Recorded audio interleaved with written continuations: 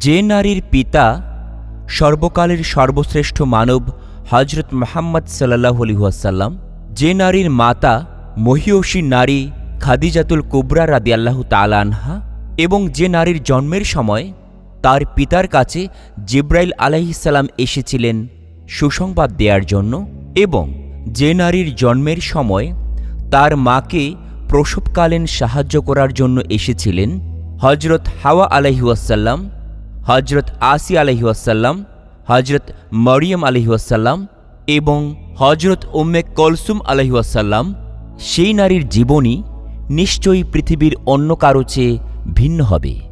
প্রিয় দর্শক শ্রোতা, আসুন আজকে জানি হজরত ফাতিমা রাদিয়াল্লাহু তাআলা আনহার জীবনী। ফাতিমা আরবি শব্দ, আরবি ফাতম থেকে এর উৎপত্তি। বাংলায় এর অর্থ হল রক্ষা করা। পরবর্তী সময়ে রাসূল সাল্লাল্লাহু আলাইহি ওয়াসাল্লাম এর ইন্তেকালের পর তার বংশকেই এই ফাতিমা রাদিয়াল্লাহু তাআলা আনহা বংশে বংশ রক্ষা করেছিল, যা অব্যাহত আছে। ফাতিমা রাদিয়াল্লাহু তাআলা আনহা পবিত্র কোরআন অবতীর্ণ হওয়ার ৫ বছর পর কাবাঘর সংস্কারের সময় ৬০৫ খ্রিস্টাব্দে মক্কায় জন্মগ্রহণ করেন। হজরত ফাতিমা রাদিয়াল্লাহু তাআলা আনহার অনেক উপাধি আছে, তার মধ্যে তাহেরা, জোহরা, জাকিয়া, রাজিয়া, মুতাহহারা, আরজিয়া এবং বাতুন। হজরত ফাতিমা রাদিয়াল্লাহু তাআলা আনহা ছিলেন হজরত মুহাম্মদ সাল্লাল্লাহু আলাইহি ওয়াসাল্লামের ৪ কন্যার মধ্যে সর্বকনিষ্ঠ কন্যা। ফাতিমা রাদিয়াল্লাহু তাআলা আনহার পিতা ও মাতার বংশতালিকা ১। প্রথমেই জানার চেষ্টা করব হজরত ফাতিমা রাদিয়াল্লাহু তাআলা আনহার জন্ম ও শৈশবের কথা।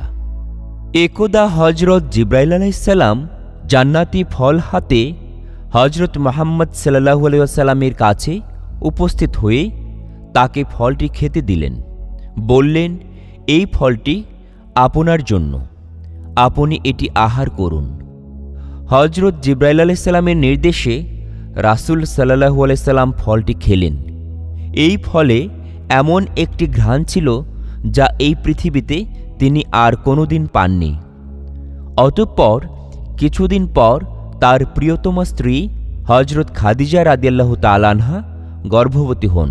কিছুদিন পর হজরত জিব্রাইল আলাইহিস সালাম রাসূল সাল্লাল্লাহু আলাইহি সাল্লামের কাছে আবার আসলেন এবং সালাম দিয়ে সুসংবাদ দিলেন, হে আল্লাহর রাসূল, আপনার একজন কন্যা সন্তান জন্মগ্রহণ করবে, আর এই কন্যাই হবে সকল রমণীদের শ্রেষ্ঠ। হজরত জিব্রাইল আলাইহিস সালামের কাছে সুসংবাদটি পেয়ে চলে আসলেন হজরত খাদিজা রাদিয়াল্লাহু তাআলা আনহার কাছে। এসে বললেন, হে ভাগ্যবতী খাদিজা, হজরত জিব্রাইল আলাইহিস সালাম এর মাধ্যমে আমি জানতে পেরেছি তোমার গর্ভে একজন কন্যা সন্তান অবস্থান করছে, আর এই কন্যাই হবে উত্তম চরিত্রের অধিকারী এবং মুসলিম জাহানের শ্রেষ্ঠ আদর্শ। হজরত ফাতিমা রাদিয়াল্লাহু তাআলা আনহা মায়ের গর্ভে থাকাকালীন আম্মাজান খাদিজা রাদিয়াল্লাহু তাআলা আনহা কোনো কষ্ট অনুভব করতেন না। এমনকি যেদিন হজরত ফাতিমা রাদিয়াল্লাহু তাআলা আনহা দুনিয়াতে আসবেন, সেদিন হজরত খাদিজা রাদিয়াল্লাহু তাআলা আনহাকে সাহায্য করার মতো কেউ পাশে ছিল না। অতঃপর খাদিজা রাদিয়াল্লাহু তাআলা আনহা একজন দাসীকে ডাকলেন আর তাকে আত্মীয় স্বজনদের কাছে পাঠালেন, যাতে করে তারা হজরত খাদিজা রাদিয়াল্লাহু তাআলা আনহাকে সাহায্য করতে পারেন। দাসী আত্মীয় স্বজনদের কাছে এসে বিপদের কথা বলল। তারা বিপদের কথা শুনে সাহায্যের হাত বাড়াল না, আর এর মূল কারণ ছিল আম্মাজান হজরত খাদিজা রাদিয়াল্লাহু তাআলা আনহা তিনি ইসলাম ধর্ম গ্রহণ করেছিলেন। তারা তখন হজরত খাদিজা রাদিয়াল্লাহু তাআলা আনহার দাসীকে বলল, আরব জাহানের অনেক ধনী ও শিক্ষিত যুবক খাদিজাকে বিয়ে করার জন্য আশাবাদী ছিল, কিন্তু এই খাদিজা যুবকদের প্রস্তাব প্রত্যাখ্যান করে শেষে কিনা একজন অশিক্ষিত যুবক মুহাম্মদকে বিয়ে করেছে। সে এই কাজের ফলে আমাদের বংশের মুখে চুনকালি দিয়েছে এবং মুহাম্মদের ধর্ম গ্রহণ করে আমাদেরকে সে অপমানিত করেছে, আর এ অবস্থায় তাঁর সঙ্গে আমাদের কোনো সম্পর্ক নেই। অতঃপর দাসী সেখান থেকে চলে আসলো। এসে হজরত খাদিজা রাদিয়াল্লাহু তাআলা আনহাকে সবকিছু খুলে বলল। তখন খাদিজা রাদিয়াল্লাহু তাআলা আনহা মনে মনে ভাবতে লাগলেন, এই বিপদে আমাকে আল্লাহ তাআলাই সাহায্য করতে পারেন। তিনি ইচ্ছে করলে এক মুহূর্তেই বিপদ থেকে রক্ষা করতে পারেন, আবার ইচ্ছে করলে বিপদে ফেলতে পারেন। খাদিজা রাদিয়াল্লাহু তাআলা আনহা এসব চিন্তা করতে করতে দেখতে পেলেন 4 জন উজ্জ্বল জ্যোতির্ময় দীর্ঘকায়া বিশিষ্ট নারী তাঁর দিকে এগিয়ে আসছেন। তাকে আতঙ্কিত দেখে তাঁরা বললেন, হে খাদিজা, ভয় পাবেন না। তখন তিনি তাদেরকে বললেন, আপনারা কারা? আপনাদেরকে তো আমি চিনতে পারছি না, আর আপনারা এখানে কেন এসেছেন? তখন তাদের মধ্যে একজন বললেন, মা, আপনার কোনো ভয় নেই। আপনি যে আল্লাহর সাহায্য চেয়েছেন, আমরা তাঁর নির্দেশেই আপনাকে সাহায্য করতে এসেছি। তখন তিনি পরিচয় দিয়ে বললেন, আমি হলাম মা হাওয়া। অপরজন বললেন, আমিও আপনার খেদমত করতে এসেছি। আমি হলাম মিশরের বাদশাহ ফেরাউনের স্ত্রী আসিয়া। তৃতীয়জন বললেন, আমি হলাম ঈসার আম্মাজান মরিয়ম বিনতে ইমরান। সবার শেষ রমণী বললেন, আমি হলাম মোসার বোন উম্মে কুলসুম। আমরা সকলেই আপনাকে সাহায্য করার জন্য এসেছি। হজরত খাদিজা রাদিয়াল্লাহু তাআলা আনহা বিপদের সময় তাদের কাছে পেয়ে অনেক খুশি হলেন। হজরত ফাতিমা রাদিয়াল্লাহু তাআলা আনহা আনুমানিক 605 অথবা 615 সালে জামাদিউস সানি মাসের 20 তারিখে রোজ শুক্রবার মহানবী সাল্লাল্লাহু আলাইহি সাল্লাম এর নবুয়ত লাভের 5ম বৎসরে মক্কার প্রস্তরময় পর্বতের পাদদেশে কাবার সন্নিকটে জন্মগ্রহণ করেন। তার মন ভুলানো ফুটফুটে পবিত্র চেহারা দেখে মনে হয়েছিল চিরশান্তি জান্নাতের জ্যোতি নিয়ে সবাইকে খুশি করার জন্য এই দুনিয়াতে তিনি এসেছেন।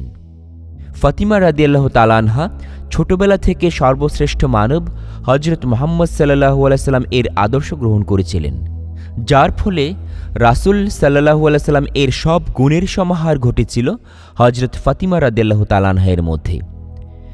আয়েশা রাদিয়াল্লাহু তাআলা আনহা রেওয়াত করেন যে, খাতুনে জান্নাত ব্যতীত আহমদ হজরতের চেহারা, স্বভাব, চরিত্র ও কথাবার্তার সাথে এত মিল আমি আরবে কারো নিকট দেখিনি। তার মুখমণ্ডলের রং ছিল গোলাপের ন্যায় এবং চুল ছিল কালো।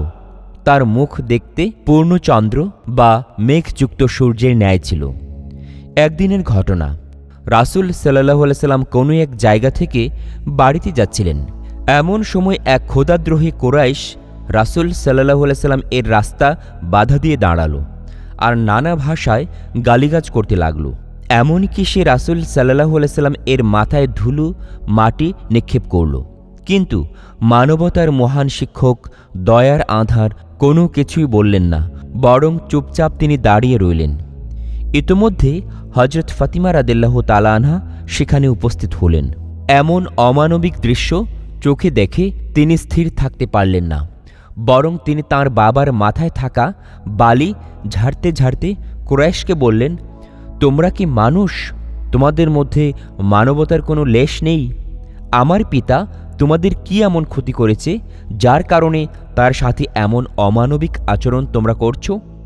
হজরত ফাতিমা রাদিয়াল্লাহু তাআলা আনহার তিরস্কারে কুরাইশ ব্যক্তি কোনো জবাব দিতে পারল না, বরং লজ্জায় মাথা নিচু করে সেখান থেকে চলে গেল। ফাতিমা রাদিয়াল্লাহু তাআলা আনহার বড় বোনদের বিবাহ হয়ে যাওয়ার পর পিতামাতার সাথে একমাত্র ফাতিমাই ছিলেন স্নেহ মমতার অধিকারিণী। পিতামাতার ভালোবাসা পেয়ে হজরত ফাতিমা রাদিয়াল্লাহু তাআলা আনহা আনন্দে জীবনযাপন করতে লাগলেন। কিন্তু এই সুখ বেশি দিন রইল না, কেননা হজরত খাদিজা রাদিয়াল্লাহু তাআলা আনহা বিভিন্ন রোগে দুর্বল হয়ে পড়লেন। একদিকে বার্ধক্য, অন্যদিকে বিভিন্ন ধরনের রোগ শরীরে বাসা বেঁধেছে, যার কারণে আস্তে আস্তে হজরত খাদিজা রাদিয়াল্লাহু তাআলা আনহার শরীর দুর্বল হয়ে পড়ে। হজরত খাদিজা রাদিয়াল্লাহু তাআলা আনহা রোগে আক্রান্ত হয়ে রাসূল সাল্লাল্লাহু আলাইহি সাল্লাম এর সেবা যত্ন করতে পারছেন না বলে সব সময় দুঃখ করতেন এবং কান্না করে আল্লাহর কাছে বললেন, হে আল্লাহ, আমি জীবনের শেষ প্রান্তে এসে উপস্থিত হয়েছি। আমার জীবনের জন্য কোনো মায়া নেই। আমার আফসোসের বিষয় হল জীবনের শেষ মুহূর্তে পেয়ারা নবী হজরত মুহাম্মদ সাল্লাল্লাহু আলাইহি সাল্লাম এর চরম সেবা করা হতে বঞ্চিত হলাম। হয়তো আমার মতো হতভাগী দক্ষিণী নারী এই পৃথিবীতে খুঁজে পাওয়া যাবে না। হজরত খাদিজা রাদিয়াল্লাহু তাআলা আনহার আবেগ জড়ানো কান্না ভেজা কণ্ঠে কথাগুলো শুনে কিশোরী কন্যা ফাতিমা মায়ের হৃদয়ের চাপা দুঃখ যাতনা সবই অনুধাবন করতে পেরেছিলেন। তাই কিশোরী কন্যা ফাতিমা মায়ের চোখে অল্প অশ্রু নিজ হাতে মুছে দিয়ে মাকে জড়িয়ে মায়া মমতা কণ্ঠে বলেছিলেন, আম্মাজান, আপনার স্থানে আমি ফাতিমা সর্বদা আব্বাজানের খেদমত ও পরিচর্যা করব। আমার জীবন থাকতে আব্বাজানের খেদমতের সামান্যতম ত্রুটি আমি করব না। বিধায় আপনি কোনো চিন্তা করবেন না। মৃত্যুর পথযাত্রী হজরত খাদিজা রাদিয়াল্লাহু তাআলা আনহা মেয়ের কথা শুনে খুবই আনন্দিত হলেন। কিশোরী বয়সেই চমৎকার বুদ্ধিমত্তা সম্পন্ন কথাবার্তা ও চালচলন ফাতিমা রাদিয়াল্লাহু তাআলা আনহার উপর পরিলক্ষিত হতো। সাধারণত এ বয়সের ছেলে মেয়েদের কাছে যেটা পরিলক্ষিত হতো না। তাই খাদিজা রাদিয়াল্লাহু তাআলা আনহা কেবল খুশি হলেন না, বরং তাকে কাছে ডেকে বুকে টেনে পিঠে মাথায় হাত বুলিয়ে তার জন্য প্রাণ ভরে দোয়া করলেন, হে আল্লাহ, তুমি আমার মেয়েকে আমার প্রিয় আবেদা বান্দি বানাও। তাকে জগতের বুকে মহামর্যাদাপূর্ণ মাতৃ আসনে অধিষ্ঠিত করো। দোয়া করার পর মেয়েকে কাছে ডেকে মাথায় হাত বুলিয়ে মৃত্যুযাত্রী মাতা খাদিজা রাদিয়াল্লাহু তাআলা আনহা বললেন, হে ফাতিমা, তুমি আমার প্রাণের মা। মনে রাখবে, এই পৃথিবী হতে আমি চলে যাবার পর কোনো দুঃখ করবে না, বরং আমার ক্ষমার জন্য সর্বদা দোয়া করবে। তবে তোমার কাছে আমার বিশেষ অনুরোধ হলো, আমার মৃত্যুর পর তোমার আব্বাজানের খেদমত ও সেবা যত্নের ভার তুমি গ্রহণ করবে। মায়ের মতো সেবা যত্ন করে তাকে সুখী রাখার জন্য আপ্রাণ চেষ্টা করবে। মনে রেখো, তোমার আব্বার খেদমত ও সেবা যত্ন করলে ইহকাল ও পরকালে তোমার কল্যাণ হবে। আমি রাহমানুর রাহিম আল্লাহ তাআলার কাছে দোয়া করি, আল্লাহ যেন তোমাকে তোমার পিতার খেদমত করার সুযোগ দান করেন এবং তার খেদমতের বিনিময়ে আল্লাহ যেন তোমাকে সমস্ত মানব জাতির জননীর আসন দান করেন। তোমার সুনাম সুখ্যাতি যেন পৃথিবীর বুকে চিরদিন অক্ষয় হয়ে থাকে। নবিদুল আলী হজরত ফাতিমা রাদিয়াল্লাহু তাআলা আনহার জননী, মৃত্যুর পথযাত্রী নারীকুলের শিরোমণি হজরত খাদিজা রাদিয়াল্লাহু তাআলা আনহার হৃদয়ের একান্ত প্রার্থনা ও আশীর্বাদ বিশ্বপ্রভু মহান আল্লাহ তাআলার দরবারে কবুল হয়েছিল এবং পরবর্তীতে তা সত্যিই প্রতিফলিত হয়েছিল।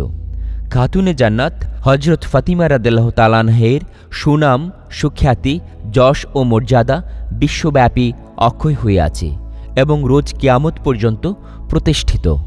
মুসলমান নরনারীর হৃদয়েও ঐতিহাসিক পাতায় চিরভাষণ হয়ে থাকবে। এবারে আলোচনা করব হজরত ফাতিমা রাদিয়াল্লাহু তাআলা আনহার কৈশোর এবং বিবাহ সম্পর্কিত ঘটনাবলী। যখন হজরত খাদিজা রাদিয়াল্লাহু তাআলা আনহা ইন্তেকাল করেন, তখন হজরত ফাতিমা রাদিয়াল্লাহু তাআলা আনহার বয়স ছিল মাত্র 11 বছর। হজরত খাদিজা রাদিয়াল্লাহু তাআলা আনহা ইন্তেকালের পর রাসূল সাল্লাল্লাহু আলাইহি সাল্লাম নিজেকে স্থির রাখতে পারলেন না। তার সবসময় মনে হতো অন্তর ভেঙে যেন চৌচির হয়ে গেছে। এদিকে মাতৃহারা হজরত ফাতিমা রাদিয়াল্লাহু তাআলা আনহা শোকে দুঃখে ভেঙে পড়লেন, কেননা খাদিজা রাদিয়াল্লাহু তাআলা আনহা তার এই মেয়েকে সবচেয়ে বেশি ভালোবাসতেন, আর ফাতিমা রাদিয়াল্লাহু তাআলা আনহাও মাকে জীবন দিয়ে ভালোবাসতেন। একদিন হজরত ফাতিমা রাদিয়াল্লাহু তাআলা আনহা মায়ের কথা মনে করে কান্না করে রাসূল সাল্লাল্লাহু আলাইহি সাল্লাম এর কাছে আসলেন আর বললেন, আব্বাজান, আমার যখন আম্মাজানের কথা মনে পড়ে তখন কিছু ভালো লাগে না। আপনি হজরত জিবরাইল আলাইহিস সালামকে জিজ্ঞাসা করে দেখুন আমার আম্মাজান কেমন আছেন। মাতৃহারা হজরত ফাতিমা রাদিয়াল্লাহু তাআলা আনহা এর কথা শুনে রাসূল সাল্লাল্লাহু আলাইহি সাল্লাম অন্তরে ব্যথা পেলেন। আদরের দুলালিকে আবেগ জড়ানো কণ্ঠে স্নেহের সুরে সান্ত্বনা দিলেন আর বললেন, হে ফাতিমা, তোমার মায়ের মতো এমন মা পৃথিবীতে কয়জন আছে? তুমি কি তা ভেবে দেখেছ? আমার বিশ্বাস আল্লাহ তাআলা জান্নাতের মধ্যে তোমার মাকে খুব শান্তিতে রেখেছেন। তুমি তার জন্য কোনো দুঃখ করবে না, বরং সবসময় তাঁর মাগফিরাতের জন্য আল্লাহর কাছে দোয়া করবে। হজরত ফাতিমা রাদিয়াল্লাহু তাআলা আনহার বাল্যজীবনের আরও একটি স্মরণীয় হৃদয়বিদারক ঘটনা আমাদের সবার হৃদয়কে স্পর্শ করে। ইতিহাসে এই বছরকে বলা হয় আম্বল হুজন। রাসূল সাল্লাল্লাহু আলাইহি সাল্লাম কাবা শরীফে নামাজ আদায় করছিলেন। এমন সময় একদল খোদাদ্রোহী কুরাইশ অদূরে দণ্ডায়মান হয়ে রাসূল সাল্লাল্লাহু আলাইহি ওয়াসাল্লামকে অকথ্য ভাষায় গালিগালাজ ও উপহাস করছিল। প্রিয় নবী হজরত মুহাম্মদ সাল্লাল্লাহু আলাইহি সাল্লাম নামাজরত অবস্থায় সেজদায় গেলেন। এমন সময় নরপিশাচ খোদাদ্রোহী কুরাইশরা একটি উটের পচা নাড়ি ভুঁড়ি এনে সিজদারত রাসূল সাল্লাল্লাহু আলাইহি সাল্লাম এর ঘাড়ের উপর চাপিয়ে দিল। উকরা বিন আবু মুইত নামে এক নরাধমের নেতৃত্বে এ গর্হিত কাজটি করা হয়েছিল। শিশু ফাতিমার কানে এ কথা পৌঁছতেই তিনি পাগলের মতো কাবা শরীফে ছুটে এলেন এবং কারো পরোয়া না করে পিতার গর্দান থেকে ময়লা সরিয়ে ফেললেন। কাফিররা এই সময় দাঁড়িয়ে দাঁড়িয়ে হাসছিল আর হাতে তালি দিচ্ছিল। ফাতিমা রাদিয়াল্লাহু তাআলা আনহু এ দৃশ্য দেখে কাফিরদের দিকে ঘৃণার দৃষ্টি নিক্ষেপ করে বললেন, হতভাগারা, আহকামুল হাকিমিন তোমাদের অপকর্মের অবশ্যই শাস্তি দেবেন। রাসূল সাল্লাল্লাহু আলাইহি সাল্লাম নামাজ শেষ করে দুহাত উঠিয়ে দোয়া করলেন, হে আল্লাহ, তুমি শায়রা ইবনে রাবিয়াকে পাকড়াও করো। হে আল্লাহ, তুমি উকবা বিন আলী মুইতকে সালাম দাও। হে আল্লাহ, তুমি উমাইয়া ইবনে খালাফের খবর নাও। হে আল্লাহ, তুমি জাহুল ইবনে হিমামকে ধরো। রাসূল সাল্লাল্লাহু আলাইহি ওয়াসাল্লামকে হাত উঠিয়ে এভাবে দোয়া করতে দেখে পাষণ্ডদের হাসি থেমে যায়। তারা ভয়ে শঙ্কিত হয়ে পড়ে। আল্লাহ তাঁর প্রিয় নবীর দোয়া কবুল করেন।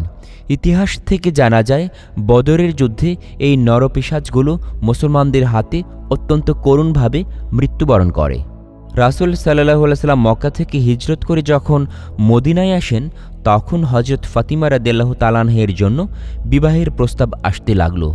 বহু দূর থেকে শিক্ষিত, ধনবান, আদর্শ যুবক হযরত মুহাম্মদ সাল্লাল্লাহু আলাইহি ওয়াসাল্লামের আদরের কন্যা ফাতিমা রাদিয়াল্লাহু তাআলা আনহাকে বিবাহের বন্ধনে আবদ্ধ করার জন্য প্রস্তাব পাঠাতে লাগলেন। এমনকি আনসার ও সাহাবীরাও রাসূল সাল্লাল্লাহু আলাইহি ওয়াসাল্লামের কাছে বিয়ের প্রস্তাব পেশ করেন। কিন্তু রাসূল সাল্লাল্লাহু আলাইহি ওয়াসাল্লাম অত্যন্ত বিনয় ও নম্রতার সাথে প্রস্তাব প্রত্যাখ্যান করেন। অবশেষে হযরত আলী রাদিয়াল্লাহু তাআলা আনহু রাসূল সাল্লাল্লাহু আলাইহি ওয়াসাল্লাম এর কাছে বিয়ের প্রস্তাব পেশ করেন। রাসূল সাল্লাল্লাহু আলাইহি ওয়াসাল্লাম আলী রাদিয়াল্লাহু তাআলা আনহুকে জিজ্ঞাসা করেন, তোমার কাছে মোহর আদায় করার মতো কিছু আছে কি? হযরত আলী রাদিয়াল্লাহু তাআলা আনহু বললেন, আমার কাছে একটি ঘোড়া ও একটি লৌহবর্ম ছাড়া আর কিছু নেই। তখন রাসূল সাল্লাল্লাহু আলাইহি ওয়াসাল্লাম বললেন, যুদ্ধের জন্য অবশ্যই ঘোড়াকে দরকার, বিধায় তুমি লৌহবর্মটিকে বিক্রি করে দিতে পারো। এই নির্দেশ পেয়ে আলী রাদিয়াল্লাহু তাআলা আনহু আদবের সাথে সেখান থেকে চলে গেলেন। অতঃপর হযরত আলী রাদিয়াল্লাহু তাআলা আনহু অনেক খোঁজাখুঁজির পর কোনো গ্রাহক না পেয়ে লৌহবর্মটি নিয়ে রাসূল সাল্লাল্লাহু আলাইহি ওয়াসাল্লাম এর দরবারে আসলেন। তখন ওই মুহূর্তে রাসূল সাল্লাল্লাহু আলাইহি ওয়াসাল্লাম এর দরবারে হযরত আবু বকর সিদ্দিক রাদিয়াল্লাহু তাআলা আনহু, হযরত ওমর রাদিয়াল্লাহু তাআলা আনহু এবং হযরত উসমান রাদিয়াল্লাহু তাআলা আনহু সহ আরও অনেক সাহাবী ছিলেন। তখন রাসূলুল্লাহ সাল্লাল্লাহু আলাইহি ওয়াসাল্লাম নিজেই উপস্থিত থাকা সকল সাহাবীকে বললেন, তোমাদের মধ্যে এমন কেউ কি আছে উপযুক্ত মূল্য দিয়ে আলীর এই লৌহবর্মটি কিনবে? রাসূল সাল্লাল্লাহু আলাইহি ওয়াসাল্লাম এর কথা শোনার পর হযরত উসমান রাদিয়াল্লাহু তাআলা আনহু তখন বললেন, হে আল্লাহর রাসূল, আমি 480 দিরহাম মূল্য দিয়ে লৌহার বর্মটি কিনতে রাজি আছি। হযরত উসমান রাদিয়াল্লাহু তাআলা আনহু এর কথা অনুযায়ী রাসূল সাল্লাল্লাহু আলাইহি ওয়াসাল্লাম আলীর কাছ থেকে লৌহবর্মটি নিয়ে উসমান রাদিয়াল্লাহু তাআলা আনহু এর কাছে দিলেন। হযরত উসমান রাদিয়াল্লাহু তাআলা আনহু আনন্দে নগদ 480 দিরহাম দিয়ে বর্মটি কিনলেন এবং এই অর্থ রাসূল সাল্লাল্লাহু আলাইহি সাল্লামের কাছে দিলেন। অতঃপর রাসূল সাল্লাল্লাহু আলাইহি সাল্লাম এই অর্থ দিয়ে আলী রাদিয়াল্লাহু তাআলা আনহু এর হাতে দিলেন। অতঃপর রাসূল সাল্লাল্লাহু আলাইহি সাল্লাম এর নির্দেশে হযরত আলী রাদিয়াল্লাহু তাআলা আনহু মসজিদে এসে উপস্থিত হলেন। রাসূল সাল্লাল্লাহু আলাইহি সাল্লাম নিজেই বিবাহের খুতবা পাঠ করলেন। খুতবা শেষ করে রাসূল সাল্লাল্লাহু আলাইহি সাল্লাম উপস্থিত থাকা সকল সাহাবীদেরকে বললেন, তোমরা সকলেই জেনে রাখো এবং সাক্ষী হয়ে থাকো যে 480 দিরহাম মোহরের বিনিময়ে আলী ইবনে আবু তালিবের সাথে আমার প্রিয় কন্যা কলিজার টুকরা ফাতিমাকে বিয়ে দিচ্ছি। এরপর আলী রাদিয়াল্লাহু তাআলা আনহুকে বললেন, আমি আমার কন্যা ফাতিমাকে 480 দিরহাম মোহরের বিনিময়ে তোমার সঙ্গে তাকে বিবাহ দিলাম, তোমার তাতে মত আছে? তখন হযরত আলী রাদিয়াল্লাহু তাআলা আনহু আলহামদুলিল্লাহ বলে কবুল করে নিলেন।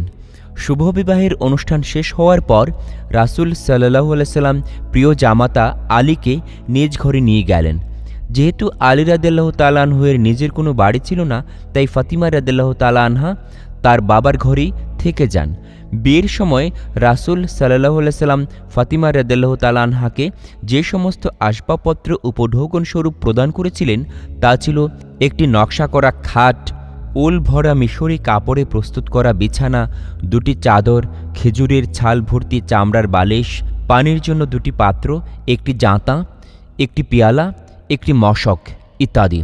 বিয়ের পর হযরত আলী রাদিয়াল্লাহু তাআলা আনহু একা একা থাকা আর সহ্য হল না। এক পর্যায়ে তিনি ফাতিমা রাদিয়াল্লাহু তাআলা আনহার কাছে সর্বদা থাকার ইচ্ছা পোষণ করেন। কিন্তু ফাতিমা রাদিয়াল্লাহু তাআলা আনহাকে এনে কোথায় রাখবেন, তার তো কোনো ঘরবাড়ি নেই, তিনি নিজেই অন্যের বাড়িতে থাকেন। হযরত আলী রাদিয়াল্লাহু তাআলা আনহু নিজেই চলতে পারেন না, তবে অন্যের দায়িত্ব কিভাবে নেবেন? তার অবস্থা এমন যে একবেলা খাবার খান তো 3 বেলা পেটে পাথর বেঁধে রাখেন। এসব কথা চিন্তা করে হযরত আলী রাদিয়াল্লাহু তাআলা আনহু নিজেকে অসহায় ভাবতে লাগলেন। তিনি ইচ্ছা করলেন যেভাবেই হোক তিনি তাঁর স্ত্রীকে ঘরে নিয়ে আসবেন। শেষ পর্যন্ত হযরত আলী রাদিয়াল্লাহু তাআলা আনহু স্ত্রীকে নিয়ে থাকার জন্য একটি বাড়ি ভাড়া করলেন। কিন্তু মনের মধ্যে আশার জাল বুনলেও লাজুক আলী রাদিয়াল্লাহু তাআলা আনহু রাসূল সাল্লাল্লাহু আলাইহি সাল্লাম এর কাছে গিয়ে একথা বলতে পারলেন না যে আপনার কলিজার টুকরো মেয়েকে আপনার থেকে আমার বাড়িতে নিয়ে যাব। হযরত আলী রাদিয়াল্লাহু তাআলা আনহু ফাতিমা রাদিয়াল্লাহু তাআলা আনহা তাঁর ঘরে আনার জন্য সবসময় চিন্তায় থাকতেন। এক পর্যায়ে হযরত আলী রাদিয়াল্লাহু তাআলা আনহু এর ভাই হযরত আকিল রাদিয়াল্লাহু তাআলা আনহু ভাইকে দেখে বুঝতে পারলেন, যার ফলে তিনি তার ভাইকে বললেন, আমার মনের ঐকান্তিক ইচ্ছা আপনি আপনার স্ত্রীকে নিজ বাড়িতে নিয়ে আসুন। ভাইয়ের কথা শুনে হযরত আলী রাদিয়াল্লাহু তাআলা আনহু রাসূল সাল্লাল্লাহু আলাইহি সাল্লাম এর কথা বললেন। আকিল রাদিয়াল্লাহু তাআলা আনহু ভাইয়ের কথা শোনা মাত্রই ভাইকে নিয়ে হযরত আয়েশা রাদিয়াল্লাহু তাআলা আনহার ঘরে আসলেন। আকিলের মুখে হযরত আলী রাদিয়াল্লাহু তাআলা আনহু এর মনের বাসনা শুনে হযরত আয়েশা রাদিয়াল্লাহু তাআলা আনহা রাসূল সাল্লাল্লাহু আলাইহি সাল্লামের কাছে গেলেন। হযরত আয়েশা রাদিয়াল্লাহু তাআলা আনহা রাসূল সাল্লাল্লাহু আলাইহি সাল্লামকে বললেন, আপনার চাচাতো ভাই হযরত আলী রাদিয়াল্লাহু তাআলা আনহু আপনার মেয়ে এবং তার স্ত্রীকে তার নিজ ঘরে নিয়ে যাওয়ার জন্য ইচ্ছা পোষণ করেছেন, কিন্তু হযরত আলী রাদিয়াল্লাহু তাআলা আনহু লাজুক বলে এ বিষয়ে আপনাকে বলার সাহস পাচ্ছেন না। হযরত আয়েশা রাদিয়াল্লাহু তাআলা আনহু-এর কথা শুনে হযরত আলীকে বিশেষভাবে রাসূল সাল্লাল্লাহু আলাইহি সাল্লাম এর সামনে উপস্থিত হওয়ার জন্য বললেন। হযরত আলী রাদিয়াল্লাহু তাআলা আনহু রাসূল সাল্লাল্লাহু আলাইহি সাল্লাম এর সামনে আসলেন। হযরত আলী রাদিয়াল্লাহু তাআলা আনহুকে দেখে রাসূল সাল্লাল্লাহু আলাইহি সাল্লাম বললেন, হে আলী, তোমার কি ইচ্ছা আমি আমার মেয়েকে আমার ঘর থেকে বিদায় করে দেই? তখন হযরত আলী রাদিয়াল্লাহু তাআলা আনহু বললেন, হে রাসূল সাল্লাল্লাহু আলাইহি সাল্লাম, আমারও এটাই আরজি। হযরত আলী রাদিয়াল্লাহু তাআলা আনহু এর মুখে এই কথা শুনে রাসূল সাল্লাল্লাহু আলাইহি সাল্লাম কিছু দিরহাম আলীর হাতে দিলেন আর বললেন, বাজার থেকে আটা, পনির, ঘি কিনে আনো। অতঃপর হযরত আলী রাদিয়াল্লাহু তাআলা আনহু বাজার থেকে ফিরলেন এবং রাসূল সাল্লাল্লাহু আলাইহি সাল্লামের কাছে বাজার রাখলেন। রাসূল সাল্লাল্লাহু আলাইহি সাল্লাম নিজ হাতে পনির, ঘি মেখে লজিস নামক একটি খাদ্য বানালেন এবং উপস্থিত থাকা সবাইকে খেতে দিলেন। আরেকটি বাটিতে অবশিষ্ট লজিস ভরে তিনি আলীকে বললেন, এইটুকু হলো আমার মেয়ে ও তার স্বামীর জন্য। রাসূল সাল্লাল্লাহু আলাইহি সাল্লাম এর নির্দেশে ফাতিমা রাদিয়াল্লাহু তাআলা আনহাকে সেখানে উপস্থিত করা হলে রাসূল সাল্লাল্লাহু আলাইহি সাল্লাম ফাতিমা রাদিয়াল্লাহু তাআলা আনহাকে আলী রাদিয়াল্লাহু তাআলা আনহু এর হাতে তুলে দিলেন আর বললেন, তোমার জন্য মাতৃহারা কলিজার টুকরা নয়নের মণি ফাতিমা কল্যাণের কারণ হোক। এবারে আলোচনা করব হযরত ফাতিমা রাদিয়াল্লাহু তাআলা আনহার দাম্পত্য জীবনের নানা ঘটনা। বিবাহের পর ফাতিমা রাদিয়াল্লাহু তাআলা আনহা পিত্রালয় থেকে প্রথমবারের মতো যাচ্ছেন স্বামী হযরত আলী রাদিয়াল্লাহু তাআলা আনহু এর বাড়িতে। এদিকে কন্যাকে বিদায় দিতে এগিয়ে এলেন স্নেহময়ী পিতা হযরত মুহাম্মদ সাল্লাল্লাহু আলাইহি ওয়াসাল্লাম। দেখলেন মেয়ে কাঁদছে। রাসূল সাল্লাল্লাহু আলাইহি ওয়াসাল্লামের মনে হলো হয়তো স্বামীর দারিদ্র্যের কথা ভেবেই মেয়ে কাঁদছেন। তিনি তাকে সান্ত্বনা দিতে গেলেন এই বলে যে, পার্থিব সুখ দুঃখ ক্ষণস্থায়ী, পরকালীন আনন্দ বেদনাই চিরস্থায়ী।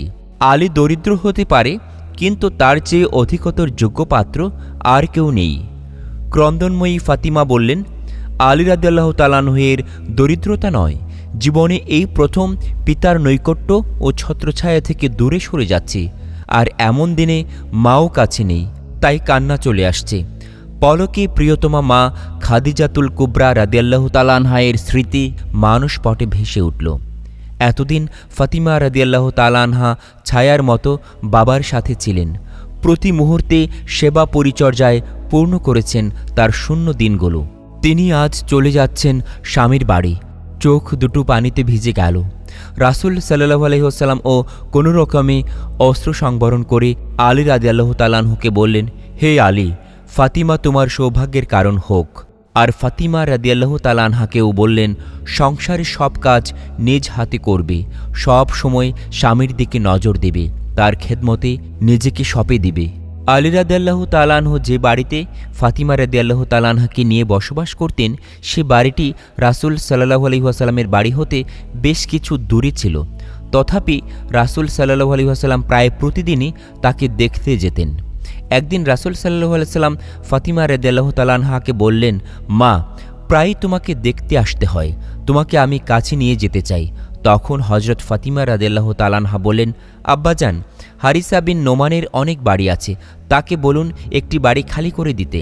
রাসূল সাল্লাল্লাহু আলাইহি ওয়াসাল্লাম বললেন, মা আমার, হারিসার নিকট বাড়ি চাইতে আমার লজ্জা হয়, কেননা সে প্রথমেই আল্লাহ ও আমার সন্তুষ্টির জন্য কয়েকটি বাড়ি দান করেছে।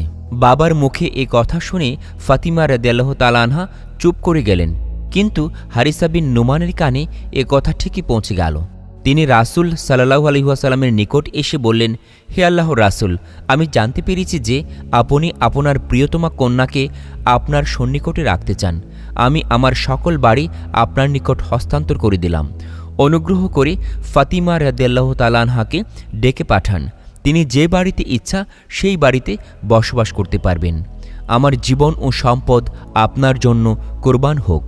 আল্লাহর কসম, যে জিনিস আমার নিকট থেকে নেবেন তা আমার নিকটে থাকার চেয়ে আপনার নিকটে থাকায় আমি বেশি পছন্দ করব। রাসূল সাল্লাল্লাহু আলাইহি ওয়াসাল্লাম বললেন, আল্লাহ পাক তোমার সম্পদে প্রাচুর্যতা দান করুন।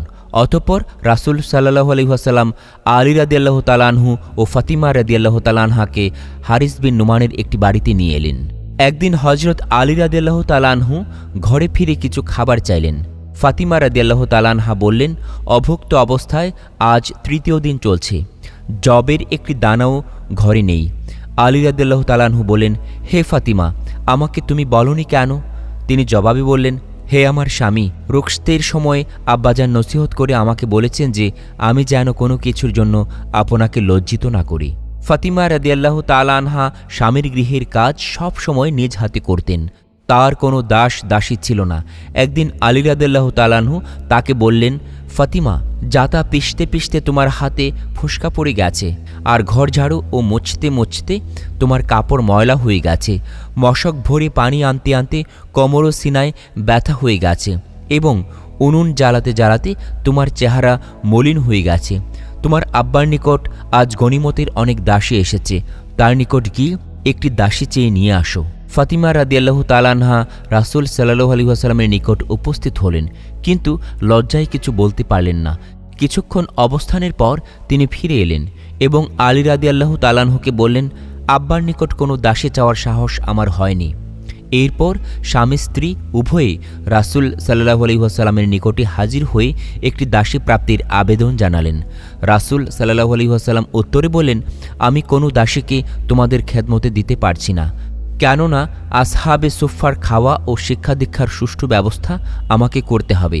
আমি তাদেরকে কিভাবে ভুলে যেতে পারি, যারা নিজেদের বাড়িঘর আত্মীয় স্বজনদের ছেড়ে আল্লাহ ও তার রাসূলের সন্তুষ্টির জন্য দারিদ্র্য ও কষ্টের জীবন গ্রহণ করেছে? জবাব শুনে স্বামী স্ত্রী উভয়ই চুপচাপ ঘরে ফিরে এলেন। রাতে রাসূল সাল্লাল্লাহু আলাইহি ওয়াসাল্লাম তাদের নিকট আগমন করলেন এবং কোমল সুরে বললেন, তোমরা আমার কাছে যা চেয়েছিলে তার চেয়ে উত্তম কিছু আমি তোমাদেরকে দিতে চাই।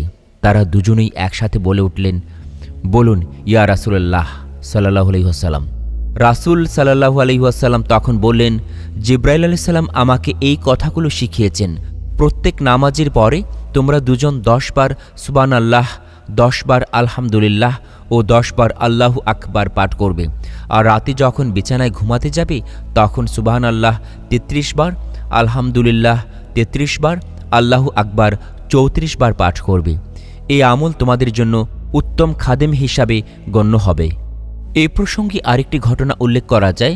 আলী রাদিয়াল্লাহু তাআলা আনহু একবার দারুণ অভাব অনটনের মধ্যে পড়লেন।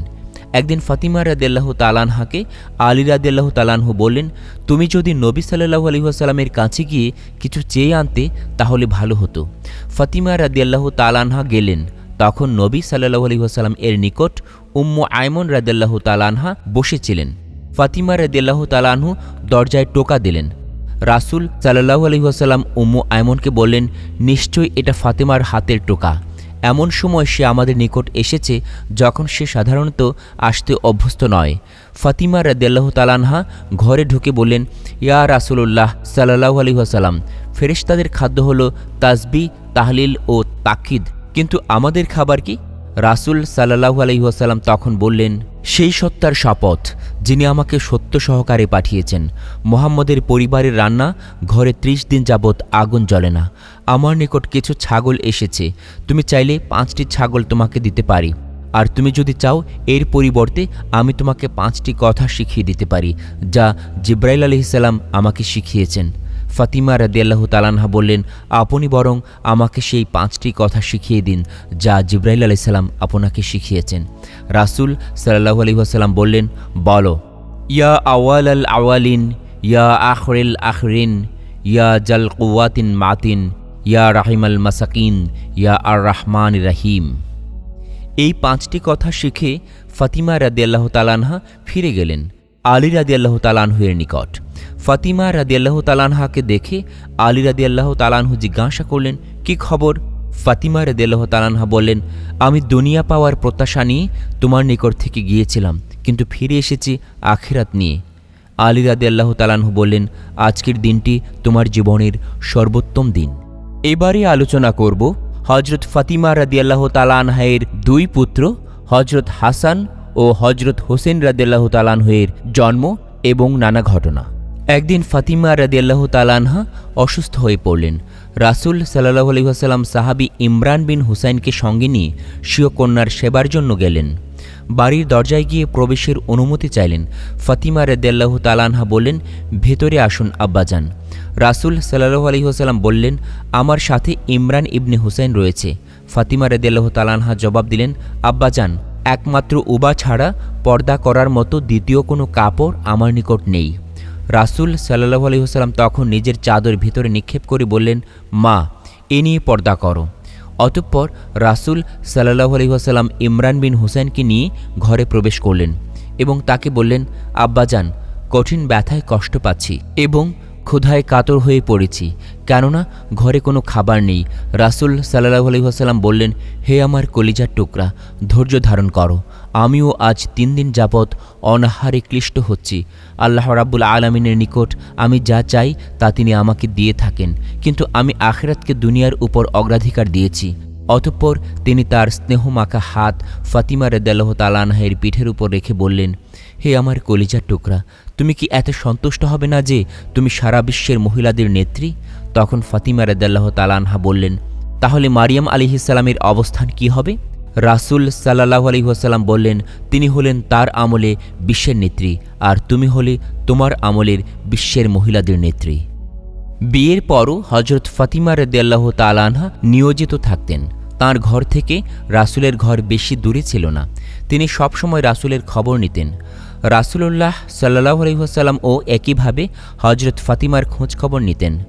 প্রতিদিন প্রভাতে মসজিদে যাওয়ার পূর্বে রাসূল সাল্লাল্লাহু আলাইহি ওয়াসাল্লাম হজরত ফাতিমার সাথে দেখা করতেন। নাফে বর্ণনা করেন, আমি 8 মাস মদিনায় বসবাস করেছিলাম। তখন প্রতিদিন রাসূল সাল্লাল্লাহু আলাইহি ওয়াসাল্লামকে দেখতাম যখন তিনি ফজরের নামাজ আদায়ের জন্য ঘরের বাইরে আসতেন। তখন সর্বপ্রথম ফাতিমার দরজার সন্নিকটে গিয়ে বলতেন, হে আহলে বাইত, তোমাদের প্রতি সালাম এবং আল্লাহর রহমত ও বরকত বর্ষিত হোক। নামাজের সময় হয়েছে। হে আহলে বাইত, নিশ্চয়ই আল্লাহ চান তোমাদের থেকে সকল পাপ পঙ্কিলতা দূর করতে এবং তোমাদেরকে সম্পূর্ণরূপে পবিত্র করতে। কোনো সফরে বা যুদ্ধে যাওয়ার সময় রাসূল সাল্লাল্লাহু আলাইহি ওয়াসাল্লাম সব শেষে হজরত ফাতিমা রাদিয়াল্লাহু তাআলা আনহার কাছ থেকে বিদায় নিতেন।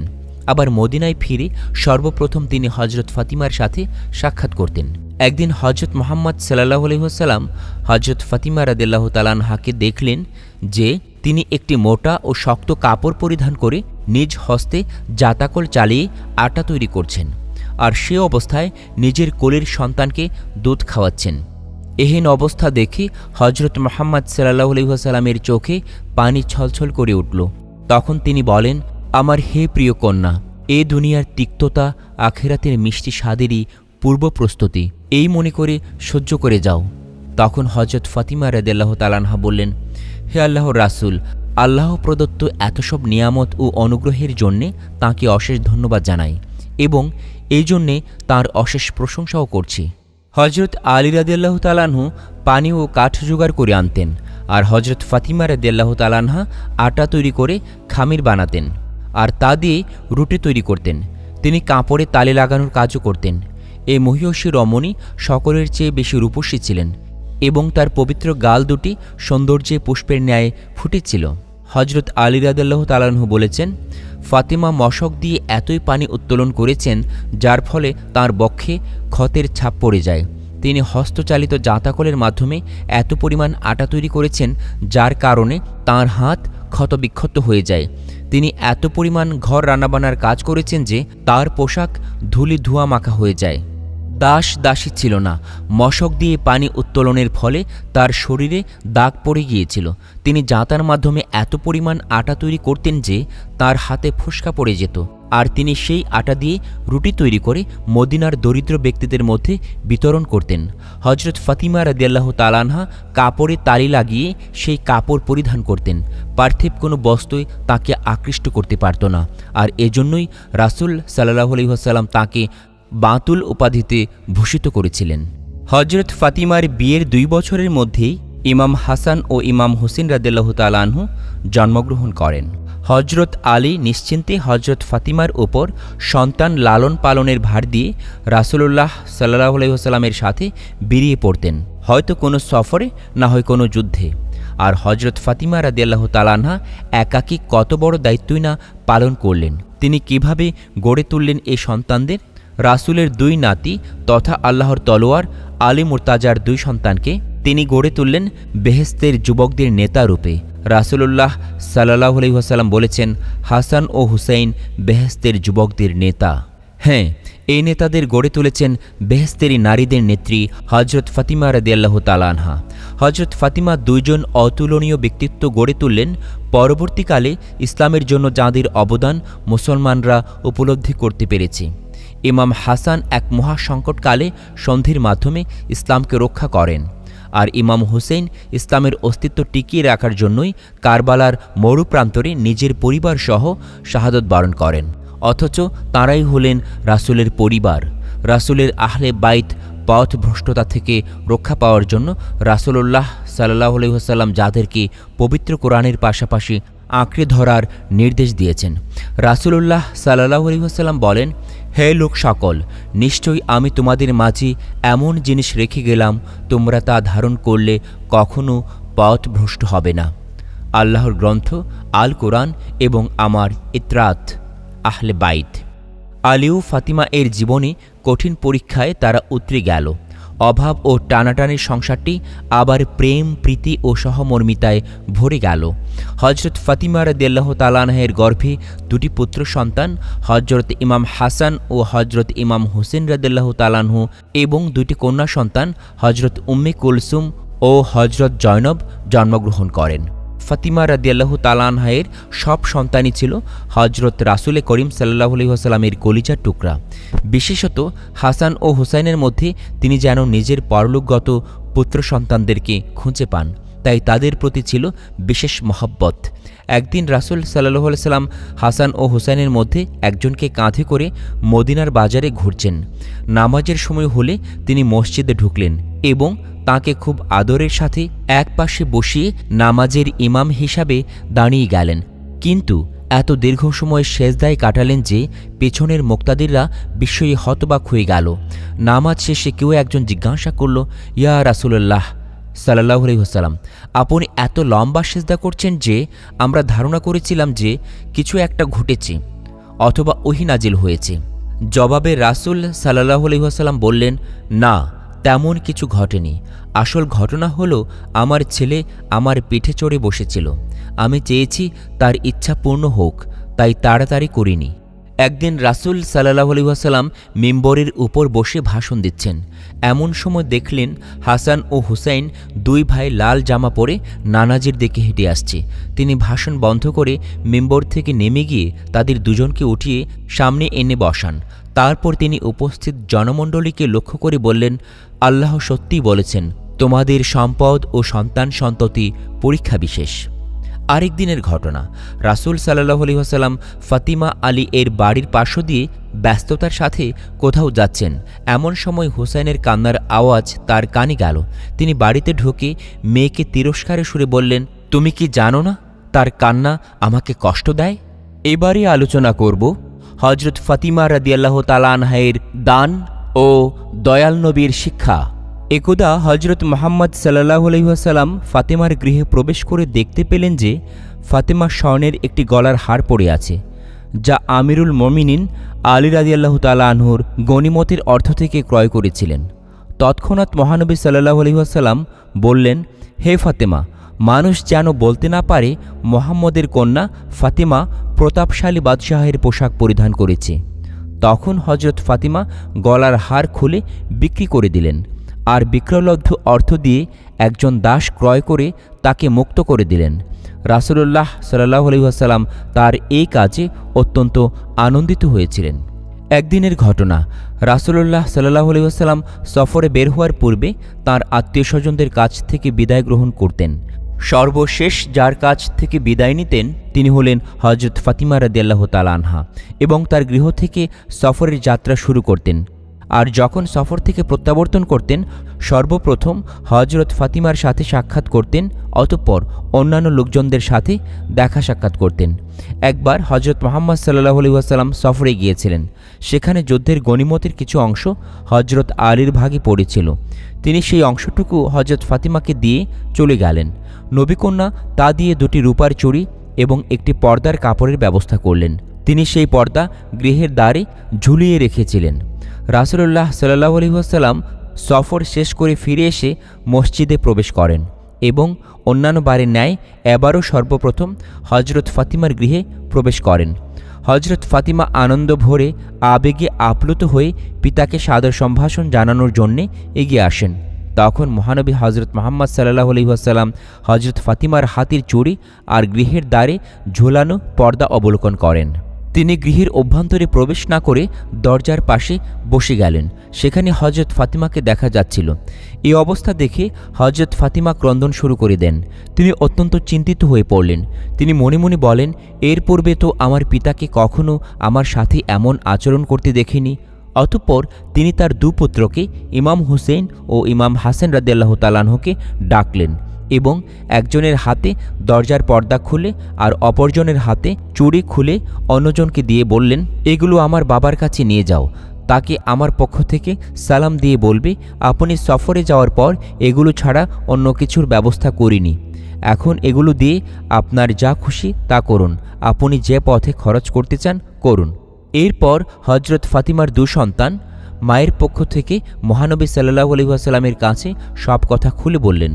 রাসূল সাল্লাল্লাহু আলাইহি ওয়াসাল্লাম হযরত ফাতিমার দু সন্তানকে চুম্বন দিয়ে তাদেরকে কোলে তুলে নিলেন। তাদের দুজনকে নিজের দু হাঁটুর ওপর বসিয়ে নির্দেশ দিলেন ওই দুটি চুড়ি ভেঙে যেন টুকরো করা হয়। তিনি সুফার বাসিন্দাদের মাঝে টুকরা চুড়িগুলো বিতরণ করে দিলেন। তারা একদল লোক ছিলেন যাদের না ছিল বাড়িঘর, না ছিল কোনো সম্পদ।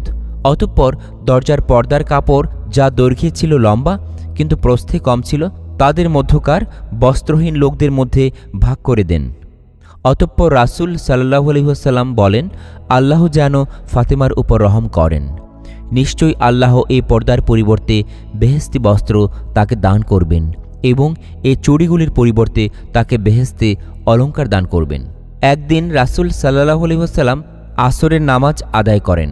নামাজ শেষে তিনি কেবলামুখী হয়ে বসেছিলেন এবং লোকজন তাঁর চারপাশে জড়ো হয়েছিল। তখন একজন আরব বৃদ্ধ মুহাজির, যার পরনে অত্যন্ত পুরনো কাপড় ছিল, মহানবীর নিকট আসেন। সে লোকটি বার্ধক্যের কারণে সোজা হয়ে দাঁড়াতে পারছিলেন না। রাসূলে খোদা হযরত মুহাম্মদ সাল্লাল্লাহু আলাইহি ওয়াসাল্লাম লোকটির সাথে কুশলাদি বিনিময় করেন।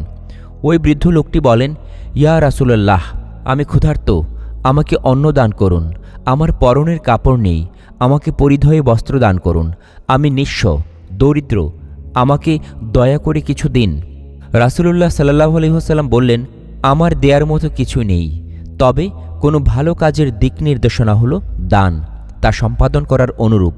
তুমি ফাতিমার বাড়িতে যাও, সে আল্লাহ ও তার রাসূলকে ভালোবাসে এবং আল্লাহ ও তার রাসূলও তাকে ভালোবাসে। সে আল্লাহর পথে দান করে থাকে। হজরত ফাতিমার গৃহ রাসূল সাল্লাল্লাহু আলাইহি সাল্লামের গৃহ সংলগ্ন ছিল এবং ওই বাড়িটি নবী এর স্ত্রীদের থেকে পৃথক ছিল। রাসূলুল্লাহ সাল্লাল্লাহু আলাইহি ওয়াসাল্লাম হজরত বেলালকে ডেকে বললেন, হে বেলাল, তুমি ওই বৃদ্ধ লোকটিকে ফাতিমার বাড়িতে পৌঁছিয়ে দিয়ে আসো। বৃদ্ধ লোকটি হজরত বেলালের সাথে হজরত ফাতিমার গৃহের দ্বারে পৌঁছেন।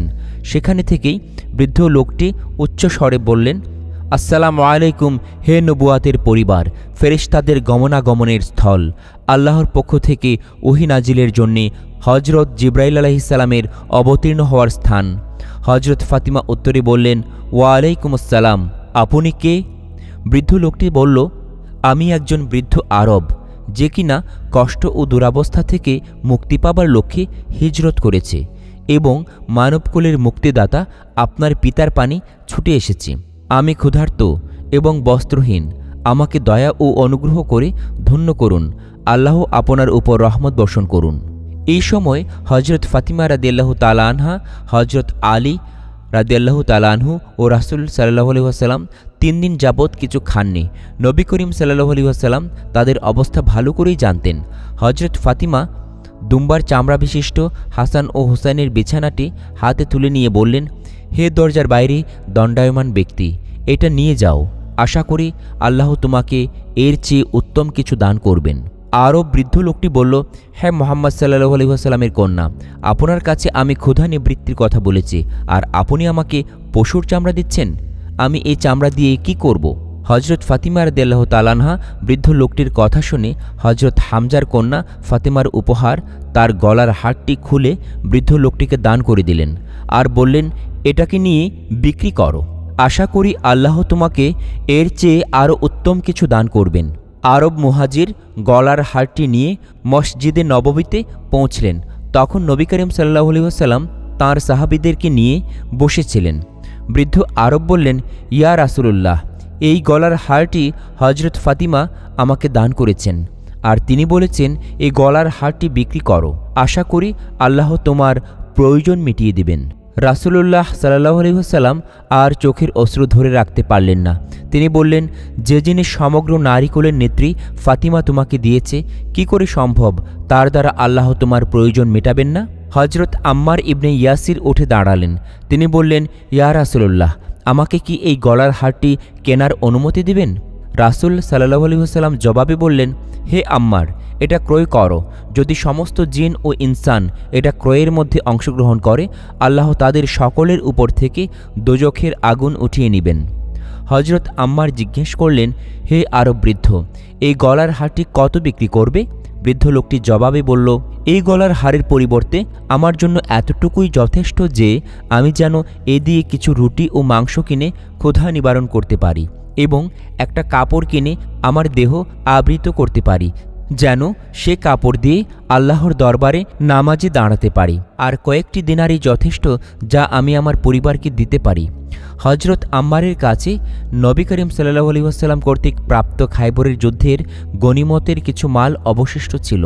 তিনি বলেন, এই গলার হারের বিনিময়ে আমি তোমাকে 20 দিনার ও 200 দিরহাম, একটি ইয়ামিনী পোশাক এবং একটি উট দিব, যার মাধ্যমে তুমি তোমার পরিবারের নিকট পৌঁছতে পারো, আর তাতে তোমার ক্ষুধা নিবারণের ব্যবস্থাও হবে। বৃদ্ধ লোকটি বললেন, হে পুরুষ, তুমি অত্যন্ত দানশীল। অতঃপর সে লোকটি হজরত আম্মারের সাথে তার গৃহে গেল।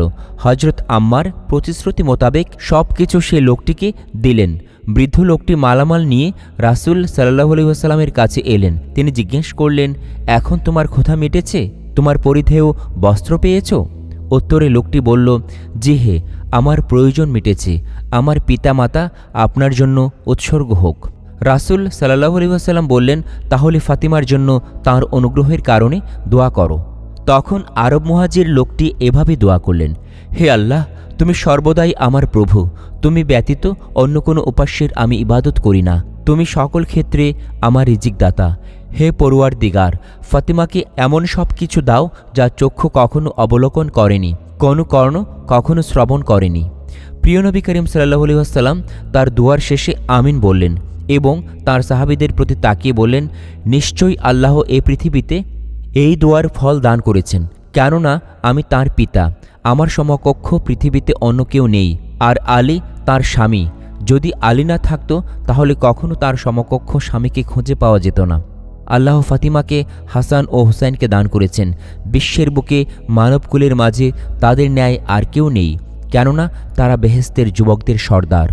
রাসূল সাল্লাল্লাহু আলাইহি ওয়াসাল্লামের সামনে হজরত মিকদাদ, হজরত আম্মার ও হজরত সালমান ফার্সি দাঁড়িয়েছিলেন। হজরত মুহাম্মদ সাল্লাল্লাহু আলাইহি ওয়াসাল্লাম তাদেরকে উদ্দেশ্য করে বললেন, ফাতিমার মর্তব্য ও মর্যাদার ব্যাপারে আরও কিছু বলবো, বলুন ইয়া রাসূলুল্লাহ। তারা উত্তর দিলেন। তখন রাসূল সাল্লাল্লাহু আলাইহি ওয়াসাল্লাম বললেন, জিব্রাইল আমাকে সংবাদ দিয়েছে যে ফাতিমার দাফন সম্পন্ন হবার পর কবরে প্রশ্নকারী দুজন ফেরেশতা তাকে জিজ্ঞাসা করবে, তোমার প্রভুকে? জবাব দিবে, আল্লাহ। অতঃপর জিজ্ঞাসা করবে, তোমার নবীকে? জবাবে বলবে, আমার পিতা। আরও জিজ্ঞেস করবে, তোমার যুগের ইমাম ও নেতা কে ছিল? জবাব দিবে, এই যে আমার কবরের পাশে দাঁড়িয়ে আছে, আলী ইবনে আবু তালিব। নবী করিম সাল্লাল্লাহু আলাইহি ওয়াসাল্লাম আরও বলেন, তোমরা জেনে রাখো, আমি তোমাদের নিকট ফাতিমার আরও যোগ্যতা ও মর্যাদার কথা বর্ণনা করতে চাই। ফাতিমাকে রক্ষা করার জন্য আল্লাহ ফেরেশতাদের একটা বড় দলকে দায়িত্ব দিয়েছেন, যেন তারা ফাতিমাকে সামনে পেছনে ডানে বায়ে থেকে হেফাজত করতে পারে, এবং তারা তার সারা জীবন তাঁর সাথে রয়েছেন, আর কবরে এবং কবরে মৃত্যুর পরেও তাঁর সাথে আছেন। তারা তাঁর এবং তার পিতা, স্বামী ও সন্তানদের উপর অসংখ্য দুরূদ পাঠ করছেন। অতঃপর যারা আমার উফাতের পর আমার রওজা মোবারক জিয়ারত করবে, তারা যেন আমার জীবদ্দশাতেই আমাকে জিয়ারত করল। আর যারা ফাতিমার সাক্ষাৎ লাভ করে, তারা আমার জীবদ্দশায় আমাকে দেখার সৌভাগ্য অর্জন করল। যারা আলী বিন আবু তালিবের সাথে সাক্ষাৎ করল, মনে করতে হবে ফাতিমারই সাক্ষাতের সৌভাগ্য হয়েছে। যারা হাসান ও হুসাইনকে দেখার সৌভাগ্য অর্জন করল, তারা আবু তালিবেরই সাক্ষাৎ লাভ করল। আর যারা হাসান ও হুসাইনের বংশের সন্তানদের সাথে সাক্ষাৎ লাভ করল, তারা ওই দুই মহান ব্যক্তির সাক্ষাতেই সৌভাগ্যবান হল। পরক্ষণে হজরত আম্মার গলার হারটি নিয়ে মেশক দ্বারা সুগন্ধযুক্ত করলেন এবং ওটাকে ইয়েমেনি কাপড়ে মোড়ালেন। তার একটা দাস ছিল, তার নাম ছিল সাহম। খাইবরের যুদ্ধের গনিমতের মালের যে অংশ তাঁর ভাগে পড়েছিল, তা দিয়ে তিনি এই গোলামকে ক্রয় করেছিলেন। তিনি গলার হারটিকে তার এই গোলামের হাতে দিয়ে বললেন, এটা রাসূল সাল্লাল্লাহু আলাইহি ওয়াসাল্লামকে দিও, আর তুমিও এখন থেকে তাঁর হয়ে গেলে। গোলাম গলার হারটি নিয়ে রাসূল সাল্লাল্লাহু আলাইহি ওয়াসাল্লামের খেদমতে পৌঁছে আম্মারের বক্তব্য তাঁর কাছে বলল। নবী করিম সাল্লাল্লাহু আলাইহি ওয়াসাল্লাম বললেন, তুমি ফাতিমার কাছে চলে যাও, তাকে গলার হারটি দিয়ে দাও, আর তুমিও এখন থেকে তাঁর হয়ে কাজ করবে। লোকটি হজরত ফাতিমার কাছে গলার হারটি নিয়ে গেল এবং নবীর কথা তাঁর কাছে পৌঁছালো। হজরত ফাতিমা গলার হারটি গ্রহণ করলেন আর দাসটিকে মুক্ত করে দিলেন। দাসটি হাসি ধরে রাখতে পারল না। হজরত ফাতিমা প্রশ্ন করলেন, তোমার হাসির কারণ কি? সদ্যমুক্ত দাসটি বলল, এই গলার হারের অভাবনীয় বরকত আমার মুখে হাসি ফোটাতে বাধ্য করেছে, যা ক্ষুধার্তকে অন্ন দিয়ে পেট ভর্তি করেছে, বস্ত্রহীন ব্যক্তিকে বস্ত্র পরিধান করিয়েছে এবং অভাবনীয় অভাব পূরণ করেছে, আর একজন দাসকে শৃঙ্খলমুক্ত করেছে। অবশেষে গলার হার আবার তার মালিকের কাছে ফিরে এসেছে। এবারে আলোচনা করব ফাতিমা রাদিয়াল্লাহু তাআলা আনহা ও আলী রাদিয়াল্লাহু তাআলা আনহু এর অলৌকিক ক্ষমতা। একবার আলী রাদিয়াল্লাহু তাআলা আনহু জনৈক ইহুদির কাছ থেকে সামান্য পরিমাণ জব ঋণ করেছিলেন। ইহুদি লোকটি ঋণের পরিবর্তে কিছু বন্ধক চাইল। হজরত আলী রাদিয়াল্লাহু তাআলা আনহু হজরত ফাতিমার পশমি চাদরটি বন্ধক রাখলেন। ইহুদি লোকটি চাদরটি নিয়ে তার কোনো একটি কক্ষে রেখে দিল। রাত্রিতে কোনো এক কাজের জন্যে ইহুদির স্ত্রী ওই কক্ষে প্রবেশ করল। দেখতে পেল যে ঘরের কোনো জায়গা থেকে আলোকছটা সারা ঘরকে আলোকিত করেছে। মহিলা তার স্বামীকে জানালো যে ওই ঘরের ভিতরটা আলোয় উদ্ভাসিত হয়েছে। ইহুদি লোকটি তাঁর স্ত্রীর কথায় বিস্ময় প্রকাশ করে। সে একেবারে ভুলেই গেছে যে সে কক্ষে হজরত ফাতিমার চাদরখানা রাখা আছে। লোকটি দ্রুত সে কক্ষে প্রবেশ করে দেখতে পেল যে হজরত ফাতিমার চাদরটি থেকে নূর ভেসে আসছে, আর সে নূর দিয়েই সমস্ত ঘর আলোকিত হচ্ছে। মনে হচ্ছে যেন উজ্জ্বল চন্দ্র অত্যন্ত নিকট থেকে আলো বিতরণ করছে। ইহুদি লোকটি অবাক নয়নে তাকিয়ে রইল। লোকটি বুঝতে পারল যে এ আলো হজরত ফাতিমার চাদরের কাছ থেকেই আসছে। সে তার আত্মীয় স্বজনদের খবর দিল। মহিলাটিও তার আত্মীয়দের সংবাদ পাঠালো। দেখতে দেখতে প্রায় ৮০ জন ইহুদি জড়ো হয়ে গেল। তারা সবাই ঘটনাটি স্বচক্ষে অবলোকন করল। পরিশেষে তারা সবাই কালেমা পাঠ করে ইসলামে দীক্ষিত হল। একদা কয়েকজন ইহুদি একটা বিয়ের অনুষ্ঠানের আয়োজন করেছিল। এই কারণে তারা মহানবীর নিকট এসে বলল, প্রতিবেশী হিসাবে আমাদের উপর আপনার অধিকার আছে। আমরা আপনাকে অনুরোধ করছি, দয়া করে আপনার মেয়ে ফাতিমাকে আমাদের মেয়ের বিয়ের অনুষ্ঠানে পাঠাবেন। আশা করি তার বদৌলতে এই বিয়ের অনুষ্ঠান আরও বেশি সৌন্দর্যমণ্ডিত হয়ে উঠবে। এই নিমন্ত্রণে হজরত ফাতিমার অংশগ্রহণের ব্যাপারে তারা নবী সাল্লাল্লাহু আলাইহি ওয়াসাল্লামকে বেশ পীড়াপিড়ি করছিল। মহানবী সাল্লাল্লাহু আলাইহি ওয়াসাল্লাম বললেন, সে আলী ইবনে আবু তালিবের স্ত্রী, আর তার নির্দেশেই সে পরিচালিত হয়। তখন ইহুদিরা বিনীত কণ্ঠে এই ব্যাপারে নবী করিম সাল্লাল্লাহু আলাইহি ওয়াসাল্লামকে মধ্যস্থতা করার জন্য আর্জি পেশ করে। ইহুদিরা এ বিয়ের অনুষ্ঠানে আকর্ষণীয় সব জাঁকজমকপূর্ণ পোশাক, অলঙ্কার ও সৌন্দর্যের সমাবেশ ঘটিয়েছিল। তারা মনে করেছিল যে হজরত ফাতিমা পুরাতন ও ছেঁড়া কাপড় পরিধান করে অনুষ্ঠানে অংশগ্রহণ করবে, আর তারা এভাবে তাকে অপমান ও খাটো করতে চেয়েছিল। এই সময় হজরত জিব্রাইল আলাইহিসসালাম অত্যন্ত জাঁকজমকপূর্ণ অলঙ্কারাদি সহ এমন জান্নাতি পোশাক নিয়ে আসলেন যে যার দ্বিতীয়টি মানুষ কখনো দেখেনি। হজরত ফাতিমা রাদিয়াল্লাহু তাআলা আনহা সেই কাপড় পরে অনুষ্ঠানে অংশগ্রহণ করলে দর্শকরা তার কাপড়ের রং দেখে ও সুঘ্রাণ পেয়ে বিস্ময়ে অভিভূত হয়ে যায়। এরপর ফাতিমা রাদিয়াল্লাহু তাআলা আনহা ইহুদিদের গৃহে প্রবেশ করলে ইহুদি মহিলারা তার সামনে সেজদাবনত হয়ে মাটিতে চুমু খেতে শুরু করে। সেদিন উপস্থিত অনেক ইহুদি এই অলৌকিক ঘটনা দেখে ইসলাম গ্রহণ করেছিল। একদা আলী ইবনে আবু তালিব ভীষণ ক্ষুধার্ত ছিলেন। তিনি হজরত ফাতিমা রাদিয়াল্লাহু তাআলা আনহাকে বললেন, তোমার কাছে কি আমাকে দেবার মতো কোনো খাবার আছে? হজরত ফাতিমা রাদিয়াল্লাহু তাআলা আনহা বললেন, না, সেই আল্লাহর কসম যিনি আমার পিতাকে নবুয়াত এবং তোমাকে তাঁর উত্তরাধিকারিত্ব দানে সম্মানিত করেছেন, কোনো খাবার আমার কাছে নেই। কোনো খাবার ছাড়াই 2 দিন গত হয়ে গেছে। যত সামান্য খাবার ছিল তা তোমাকে দিয়েছিলাম। তোমাকে আমি এবং আমার আদরের 2 সন্তানের উপর স্থান দিয়েছি। উত্তর শুনে হজরত আলী রাদিয়াল্লাহু তাআলা আনহু বলেন, কেন তুমি আমাকে আগে অবহিত করনি? তাহলে তো আমি তোমাদের জন্য খাবারের ব্যবস্থা করতাম। হজরত ফাতিমা বলেন, হে আবুল হাসান, আমি যে জিনিস তোমার কাছে নেই তা চাপিয়ে দিতে আল্লাহর কাছে লজ্জা পাই। হজরত আলী হজরত ফাতিমার কাছ থেকে বিশ্বাস ও আল্লাহর উপর নির্ভর করে ঘরের বাইরে চলে গেলেন এবং পরে তিনি কারো কাছ থেকে 1 দিনার ঋণ নিয়েছিলেন। তিনি তা দিয়ে তাঁর পরিবারের জন্যে কিছু ক্রয় করার মনস্থ করেন। কিন্তু তখন হজরত মিকদাদ বিন আল আসওয়াদের সাথে তাঁর দেখা হয়। তিনি মিকদাদকে দুশ্চিন্তাগ্রস্ত অবস্থায় দেখতে পান। সেদিনের আবহাওয়া প্রচণ্ড গরম ছিল। সূর্যের উত্তাপে তাঁর ছাতি ফেটে যাচ্ছিল, আর পায়ের নিচের মাটিও ভীষণ উত্তপ্ত। এহেন অবস্থা তাকে বেশ কষ্ট দিচ্ছিল।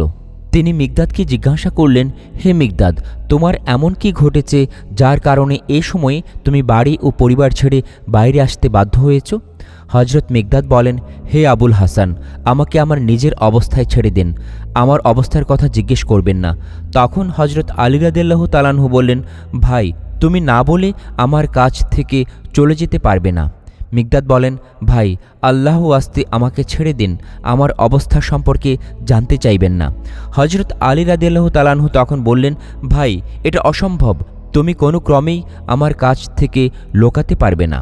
তখন হজরত মিকদাদ বলেন, হে আবুল হাসান, যেহেতু আপনি জোর করে ধরেছেন তাই বলছি। আমি সেই আল্লাহর কসম খেয়ে বলছি যিনি হজরত মুহাম্মদ সাল্লাল্লাহু আলাইহি ওয়াসাল্লামকে নবুয়াত এবং আপনাকে ইমামত দানে সম্মানিত করেছেন, আমি আমার পরিবারের জন্য রোজগারের উদ্দেশ্যে কাজের সন্ধানে বের হয়েছি। কেননা আমি যখন আমার পরিবার থেকে বিদায় নিয়ে ঘরের বাইরে চলে আসছিলাম তখন তারা ক্ষুধার জ্বালায় ছটফট করছিল, আর আমার পরিবারের কান্না শুনে সহ্য করতে না পেরে চিন্তিত মন নিয়ে ঘরের বাইরে চলে এসেছি। আমার এই হলো অবস্থা। হজরত আলীর চোখে এমনভাবে অশ্রু ভরে গেল যে তাঁর দাড়ি মোবারক পর্যন্ত অশ্রু গড়িয়ে পড়তে লাগল। তিনি মেকদাদকে বললেন, তুমি যার কসম দিয়েছ আমিও তার কসম দিয়ে বলছি যে আমিও ঠিক তোমার মতো একই কারণে বাড়ি থেকে বের হয়ে এসেছি। আমি একটি দিনার ঋণ করেছিলাম, এক্ষুনি আমি তোমাকে আমার উপর অগ্রাধিকার দিচ্ছি।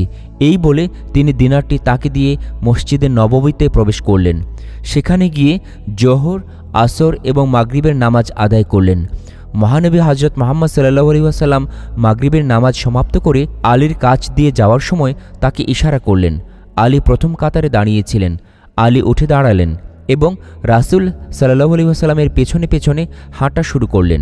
অবশেষে মসজিদের দরজার নিকট মহানবী সাল্লাল্লাহু আলাইহি ওয়াসাল্লামের সাথে মিলিত হয়ে তাকে সালাম করেন এবং রাসূল সাল্লাল্লাহু আলাইহি ওয়াসাল্লাম তাঁর সালামের উত্তর দিলেন। মহানবী বললেন, হে আবুল হাসান, আমি কি রাত্রের খাবারের জন্য তোমার সাথে আসতে পারি? হজরত আলী মাথা নিচু করে চুপিসারে দাঁড়িয়ে রইলেন। তিনি লজ্জায় হতবাক। মহানবী সাল্লাল্লাহু আলাইহি ওয়াসাল্লামের সামনে কি উত্তর দিবেন বুঝে উঠতে পারছেন না। মহানবী সাল্লাল্লাহু আলাইহি ওয়াসাল্লাম দিনারের ঘটনা এবং এটা কোথা থেকে ব্যবস্থা করেছে আর তা কাকে দান করেছে এসব কিছু সম্পর্কে অবগত ছিলেন। আল্লাহ রাব্বুল আলামিন তাঁর রাসূলকে ওহির মাধ্যমে জানিয়ে দিয়েছিলেন যে সেই রাত্রিতে যেন তিনি আলীর কাছে যান। রাসূল সাল্লাল্লাহু আলাইহি ওয়াসাল্লাম আলীর নিস্তব্ধতা লক্ষ্য করে বললেন, হে আবুল হাসান, কেন তুমি না বলে আমাকে ফিরিয়ে দিচ্ছ না, অথবা হ্যাঁ বলে তোমার সাথে যাওয়ার জন্য বলছো না? আলী রাদিয়াল্লাহু তাআলা আনহু লজ্জায় নবী করিম সাল্লাল্লাহু আলাইহি ওয়াসাল্লামের সম্মানে বললেন, চলুন, আমি আপনার খেদমতে আছি। নবী করিম সাল্লাল্লাহু আলাইহি ওয়াসাল্লাম আলীর হাত ধরে ফাতিমার গৃহে প্রবেশ করলেন। তখন ফাতিমা নামাজ শেষে তার মেহরাবে অবস্থান নিয়েছিলেন। তার পিছনে একটি বড় হাঁড়ি রাখা ছিল, সেখান থেকে অনবরত বাষ্প বের হচ্ছিল। ফাতিমা পিতার গলার কণ্ঠ শুনে নামাজের স্থান ত্যাগ করে তাকে সালাম দিলেন। ফাতিমা রাদিয়াল্লাহু তাআলা আনহা নবী করিম সাল্লাল্লাহু আলাইহি ওয়াসাল্লামের সবচেয়ে প্রিয় ব্যক্তি ছিলেন। নবী সাল্লাল্লাহু আলাইহি ওয়াসাল্লাম তাঁর সালামের উত্তর দিলেন। তিনি তাঁর পবিত্র হাত দ্বারা ফাতিমার মাথায় হাত বুলিয়ে দিলেন। নবী ফাতিমাকে জিজ্ঞাসা করলেন, তোমার দিনকাল কেমন কাটছে? আল্লাহ তাআলা তোমার উপর কৃপা করুন, আমাদের রাতের খাবার দাও। আল্লাহ তোমাকে ক্ষমা করুন, নিশ্চয়ই তিনি তোমাকে ক্ষমা করেছেন। ফাতিমা খাবারের পাতিল নবী সাল্লাল্লাহু আলাইহি সাল্লাম এবং হযরত আলী রাদিয়াল্লাহু তাআলা আনহু এর সামনে রাখলেন। আলী খাবারের প্রতি দৃষ্টি দিলেন এবং তার সুঘ্রাণ পেয়ে অবাক কণ্ঠে ফাতিমাকে জিজ্ঞাসা করলেন, হে ফাতিমা, এই খাবার তোমার কাছে কোথা থেকে পৌঁছেছে যা কোনোদিন দেখিনি? এরকম সুস্বাদু খাবার তো আগে কোনোদিন খাইনি। হজরত মুহাম্মদ সাল্লাল্লাহু আলাইহি ওয়াসাল্লাম হজরত আলী রাদিয়াল্লাহু তাআলা আনহুর কাঁধে হাত মোবারক রেখে ইশারা করে বললেন, হে আলী, এই খাবার তোমার সেই দিনারের পুরস্কার ও প্রতিদান। মহান আল্লাহ কোরআনুল কারিমে ইরশাদ করেছেন, নিশ্চয়ই আল্লাহ যাকে ইচ্ছে করেন তাকে অফুরন্ত রিজিক দান করেন। সূরা আল ইমরান আয়াত নং 37। অতঃপর আনন্দে আল্লাহর শুকর গুজরাতে উদ্বেলিত অবস্থায় হজরত মুহাম্মদ সাল্লাল্লাহু আলাইহি ওয়াসাল্লামের চক্ষুযুগল থেকে অশ্রু গড়িয়ে পড়ে। তিনি বলেন, সেই আল্লাহকে ধন্যবাদ যিনি এই পৃথিবী থেকে বিদায় নেয়ার পূর্বেই তোমাদেরকে পুরস্কৃত করেছেন। হে আলী, আল্লাহ তোমাকে হজরত জাকারিয়া আলাইহিস সালাম এবং হজরত ফাতিমা রাদিয়াল্লাহু তাআলা আনহাকে হজরত মারিয়ামের অবস্থার ন্যায় করেছেন। আল্লাহ পাক বলেন, যখন জাকারিয়া মারিয়ামের মেহরাবের স্থানে প্রবেশ করত তখনই তাঁর নিকট রিজিক বা খাবার দেখতে পেত। সূরা আল ইমরান আয়াত নং 37। এবারে আলোচনা করব হজরত ফাতিমা রাদিয়াল্লাহু তাআলা আনহার পরিশ্রম এবং সন্তানের প্রতি ভালোবাসা। একদা একই সাথে দুই সন্তান হজরত হাসান রাদিয়াল্লাহু তাআলা আনহু ও হজরত হোসেন রাদিয়াল্লাহু তাআলা আনহু অসুস্থ হয়ে পড়লে হজরত আলী রাদিয়াল্লাহু তাআলা আনহু ও হজরত ফাতিমা রাদিয়াল্লাহু তাআলা আনহা মানত করলেন পরপর 3 দিন রোজা রাখবেন, কিন্তু অভাবের সংসার ঘরে কিছু নেই। পরদিন সকালে হজরত আলী রাদিয়াল্লাহু তাআলা আনহু বের হলেন।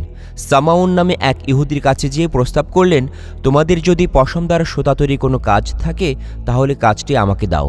নবীকন্যা হজরত ফাতিমা রাদিয়াল্লাহু তাআলা আনহা কাজটি পারিশ্রমিকের বিনিময়ে করতে ইচ্ছুক। ইহুদি সামাউন তখন 3 সাত জবের বিনিময়ে বিশেষ প্রক্রিয়ায় পশম থেকে সুতা তৈরির কাজটি দিল। অতঃপর কাজটি পেয়ে হজরত ফাতিমা রাদিয়াল্লাহু তাআলা আনহা 3 ভাগের 1 ভাগ কাজ সম্পন্ন করলেন। সম্পন্ন করে 1 সাত জব পেলেন এবং সেই জব থেকে পেশে নিজে চেষ্টা করে হযরত ফাতিমা রাদিয়াল্লাহু তাআলা আনহা সকলের জন্য 5টি রুটি বানালেন। স্বামী স্ত্রীর জন্য 2টি, 2 সন্তানের জন্য 2টি এবং তাদের দাসীর জন্য 1টি। সারাদিন পরিশ্রমের পর হযরত আলী রাদিয়াল্লাহু তাআলা আনহু হযরত মুহাম্মদ সাল্লাল্লাহু আলাইহি ওয়াসাল্লামের সাথে মাগরিবের নামাজ আদায় করে ঘরে ফিরলেন। ঘরে এসে ইফতার করার জন্য বসলেন। যথারীতি ইফতার শুরু করলেন। হযরত আলী রাদিয়াল্লাহু তাআলা আনহু রুটি মুখে দেওয়ার জন্য হাত তুললেন। এমন সময় একজন ফকির এসে হাজির। এসে বলল, হে হযরত মুহাম্মদ সাল্লাল্লাহু আলাইহি ওয়াসাল্লামের পরিবারবর্গ, আমাকে তোমরা সাহায্য করো। আমি সারাদিনে কিছু খাইনি, আমি ক্ষুধার্ত। আমাকে যদি কিছু খাবার দান করো তাহলে আল্লাহ তাআলা জান্নাতের দস্তরখানায় তোমাদেরকে খাওয়াবেন। তখন হযরত আলী রাদিয়াল্লাহু তাআলা আনহু হাতটি নামিয়ে ফেলেন। হাতটি নামিয়ে তার স্ত্রী হযরত ফাতিমা রাদিয়াল্লাহু তাআলা আনহার সাথে কি যেন পরামর্শ করলেন। তারপর হযরত ফাতিমা রাদিয়াল্লাহু তাআলা আনহা বললেন, রুটিগুলো ওই ফকির মিসকিনকেই দিয়ে দিন। অথচ ওই সময়ে তারা নিজেরাই ক্ষুধার্ত ছিলেন। এরপর হযরত আলী রাদিয়াল্লাহু তাআলা আনহু রুটিগুলো সেই ফকিরকে দিয়ে দিলেন। এভাবে তারা না খেয়ে পরের দিন আবার রোজা রাখলেন। পরের দিন যথারীতি হযরত ফাতিমা রাদিয়াল্লাহু তাআলা আনহা কাজটির দ্বিতীয় ভাগ শেষ করলেন এবং একসাথ জব পেলেন। আবারও জব পিষে ফাতিমা রাদিয়াল্লাহু তাআলা আনহা 5টি রুটি বানালেন। সারাদিনের কার্য সম্পন্ন করে হযরত আলী রাদিয়াল্লাহু তাআলা আনহু হযরত মুহাম্মদ সাল্লাল্লাহু আলাইহি ওয়াসাল্লামের সাথে মাগরিবের নামাজ সম্পন্ন করে ঘরে ফিরলেন। সকলে বসলেন, একসাথে ইফতার করবেন। এমন সময় একজন এতিম আসলো। এসে বলল, হে হযরত মুহাম্মদ সাল্লাল্লাহু আলাইহি ওয়াসাল্লামের পরিবারবর্গ, আমি একজন এতিম, আমাকে সাহায্য করো। আমি সারাদিন ধরে কিছু খাইনি। ওই এতিম লোকটির চরম দারিদ্র্য এবং অসহায়ত্বের কথা শুনে তারা তাদের ইফতারের খাবারটি ওই এতিমকে দান করে দিলেন এবং তারা পানি পান করে ইফতার করলেন। এভাবেই পুরো রাত্রি অনাহার থেকে তাঁরা আবার তৃতীয় দিনের মতো রোজা রাখলেন। পরদিন যথারীতি হযরত ফাতিমা রাদিয়াল্লাহু তাআলা আনহা সুতা তৈরির কাজটি সম্পন্ন করলেন এবং তৃতীয় দিনের কাজ সম্পন্ন করে একসাথ জব পেলেন। যথারীতি ওই জব দিয়ে আবারও 5টি রুটি তৈরি করলেন। তৃতীয় দিন আবার হযরত আলী রাদিয়াল্লাহু তাআলা আনহু হযরত মুহাম্মদ সাল্লাল্লাহু আলাইহি ওয়াসাল্লামের সাথে মাগরিবের নামাজ সম্পন্ন করে ঘরে ফিরলেন। ইফতার করবেন। সকলে মিলে আবার ইফতারে বসলেন। ওই সময়েই আসলো একজন যুদ্ধবন্দী। সে চরম দারিদ্র্য এবং অভাবের কথা বলে তাদের কাছে সাহায্য চাইল। যথারীতি তাদের ইফতার আবার ওই যুদ্ধবন্দী লোকটিকে দিয়ে দিলেন। তারা অনাহারে থাকলেন। চতুর্থ দিনের ঘটনা, তারা কোনো রোজা রাখলেন না। হযরত আলী রাদিয়াল্লাহু তাআলা আনহু তার 2 পুত্র হযরত হাসান হোসেন রাদিয়াল্লাহু তাআলা আনহুকে সাথে নিয়ে হযরত মুহাম্মদ সাল্লাল্লাহু আলাইহি ওয়াসাল্লামের খেদমতে হাজির হলেন। দয়াল নবীজি পুরো ঘটনাটি শুনলেন এবং বললেন, তোমাদের জন্য আমার খুব কষ্ট হচ্ছে, চলো আমরা ফাতিমাকে দেখে আসি। হযরত মুহাম্মদ সাল্লাল্লাহু আলাইহি ওয়াসাল্লাম ঘরে ফিরলেন। এসে দেখছেন হযরত ফাতিমা রাদিয়াল্লাহু তাআলা আনহা নামাজ পড়ছেন। নামাজ সম্পন্ন করার পর হযরত ফাতিমা রাদিয়াল্লাহু তাআলা আনহার দিকে তাকালেন। তাকিয়ে দেখলেন ক্ষুধায় তার চোখ দুটো একদম ভেতরে ঢুকে গেছে, বেশ কাতর হয়ে পড়ছেন। এরপর হযরত মুহাম্মদ সাল্লাল্লাহু আলাইহি ওয়াসাল্লাম আল্লাহর কাছে ফরিয়াদ চাইলেন। তখন হযরত জিবরাইল আলাইহিস সালামের মাধ্যমে কোরআনের আয়াত নাজিল হলো। তারা এতিম মিসকিন এবং বন্দীদের আহার প্রদান করে। খাবারের প্রতি তাদের নিজেদের আগ্রহ থাকা সত্ত্বেও তারা এতিম মিসকিন এবং বন্দীদের আহার প্রদান করে। পবিত্র কোরআনের এই আয়াতটি কার উদ্দেশ্যে নাজিল হয়েছে নিশ্চয়ই এতক্ষণে বুঝতে না পারার কথা না। আলী রাদিয়াল্লাহু তাআলা আনহু তার কর্মের দ্বারা আল্লাহর সন্তুষ্টি লাভ করলেন। আল্লাহ তাআলা হযরত আলী রাদিয়াল্লাহু তাআলা আনহু, হযরত ফাতিমা রাদিয়াল্লাহু তাআলা আনহা সহ তাদের পরিবারকে মোবারকবাদ জানালেন। প্রিয় বন্ধুরা, আজকে এই ঘটনা থেকে আমরা শিক্ষা নিলাম যে দানশীল লোক সর্বদা আল্লাহ, জান্নাত, মানুষ, সমাজ সকলের নিকটবর্তী। এবং এও বুঝলাম মহান আল্লাহ তাআলার উদ্দেশ্যে দান করলে আল্লাহ তাআলা নিজেও প্রশংসা করেন। হযরত আলী রাদিয়াল্লাহু তাআলা আনহু ও হযরত ফাতিমা রাদিয়াল্লাহু তাআলা আনহা-এর এই দান সম্পর্কে পবিত্র কোরআনে ওহী নাজিল হয়েছে। তাদের দান কতটা উচ্চ মর্যাদা লাভ করেছে, সুবহানাল্লাহ। ঈদের দিন সকালবেলা হযরত আলী রাদিয়াল্লাহু তাআলা আনহু ফজরের নামাজ পড়ার জন্য বের হয়ে গেলেন। তাঁর প্রিয়তমা স্ত্রী হযরত ফাতিমা রাদিয়াল্লাহু তাআলা আনহা সকালের নাস্তা তৈরির উদ্দেশ্যে আটা পিষার কাজ শুরু করলেন। তাঁদের 2 আদরের দুলাল হযরত হাসান ও হোসেন রাদিয়াল্লাহু তাআলা আনহু ঘুম থেকে উঠে ঘরের বাহিরে উঠোনে খেলাধুলার কাজ শুরু করে দিয়েছেন। 2 ভাই মনোযোগ সহকারে যখন খেলাধুলা করছিল তখন একটি ছেলে হঠাৎ করে দৌড়ে এসে হযরত হাসান ও হোসেন রাদিয়াল্লাহু তাআলা আনহুকে বলল, আচ্ছা ভাই, তোমাদের কি নতুন জামা কাপড় নেই? আজকে যে আমাদের আনন্দের দিন, আজকের এই আনন্দের দিনে আমাদের মহল্লার সকল ছেলেমেয়েরাই নতুন পোশাক পরেছে, আর তোমরা দুই ভাই প্রতিদিনের মতো আজও পুরাতন জামা কাপড় পরে আছো, খেলাধুলা করছো। হজরত হাসান ও হুসেন রাদিয়াল্লাহু তাআলা আনহু তখন খুব ছোট ছিলেন, এত কিছু বোঝার বয়স হয়নি, তাই তারা পিতামাতার অবস্থা সম্পর্কে কিছুই জানতেন না। তারা ঘরে ফিরে গেলেন। হজরত ফাতিমা রাদিয়াল্লাহু তাআলা আনহা তখন রুটি বানাচ্ছিলেন, একই সাথে পরম করুণাময় আল্লাহ তাআলার নাম জপছিলেন। হজরত হাসান ও হুসেন রাদিয়াল্লাহু তাআলা আনহু তাঁদের মা হজরত ফাতিমা রাদিয়াল্লাহু তাআলা আনহার কাছে এসে কান্নাকাটি করলেন, ঈদের নতুন জামা কাপড় চাই। তাঁরা তাদের মা হজরত ফাতিমা রাদিয়াল্লাহু তাআলা আনহাকে বললেন, মা, আজকে তো ঈদের দিন, আমাদের আশেপাশের সকলেই নতুন জামা কাপড় পরছে, অনেক হাসি আনন্দ করছে, আমাদের দুই ভাইয়ের কোনো নতুন জামা কাপড় নেই কেন? সন্তানদের মুখে এরকম কথা শুনে মা ফাতিমা রাদিয়াল্লাহু তাআলা আনহা ভাষা হারিয়ে ফেললেন। তিনি কান্না গোপন করে হজরত হাসান ও হুসেন রাদিয়াল্লাহু তাআলা আনহুকে সান্ত্বনা দিতে লাগলেন। তিনি বললেন, তোমরা দুই ভাই গোসল করে এসো, তোমাদের জন্য আমি নতুন জামা কাপড়ের ব্যবস্থা করছি। মায়ের মুখে এরকম কথা শুনে অনেক আনন্দিত হলো দুই ভাই। তারা ভাবতে লাগলো গোসল সম্পন্ন করার পরই তারা তাদের নতুন জামা কাপড় পরবে। যেই ভাবা সেই কাজ, দুই ভাই চলে গেল গোসল করতে। অন্যদিকে দুশ্চিন্তা জেগে উঠল হজরত ফাতিমা রাদিয়াল্লাহু তাআলা আনহার মনে। তিনি মনে মনে ভাবছেন, এইভাবে আর কতদিন পুত্রদেরকে সান্ত্বনা দিবেন, এইভাবে আর কতবার তাদেরকে ভুলিয়ে ভালিয়ে রাখবেন। হজরত হাসান ও হুসেন রাদিয়াল্লাহু তাআলা আনহু গোসল করে এসে যদি তাদের নতুন জামা কাপড় না পায়, তাহলে তো তারা কান্নাকাটি করবে। এইসব চিন্তা করতে করতে হজরত ফাতিমা রাদিয়াল্লাহু তাআলা আনহা অনেক অস্থির হয়ে পড়লেন।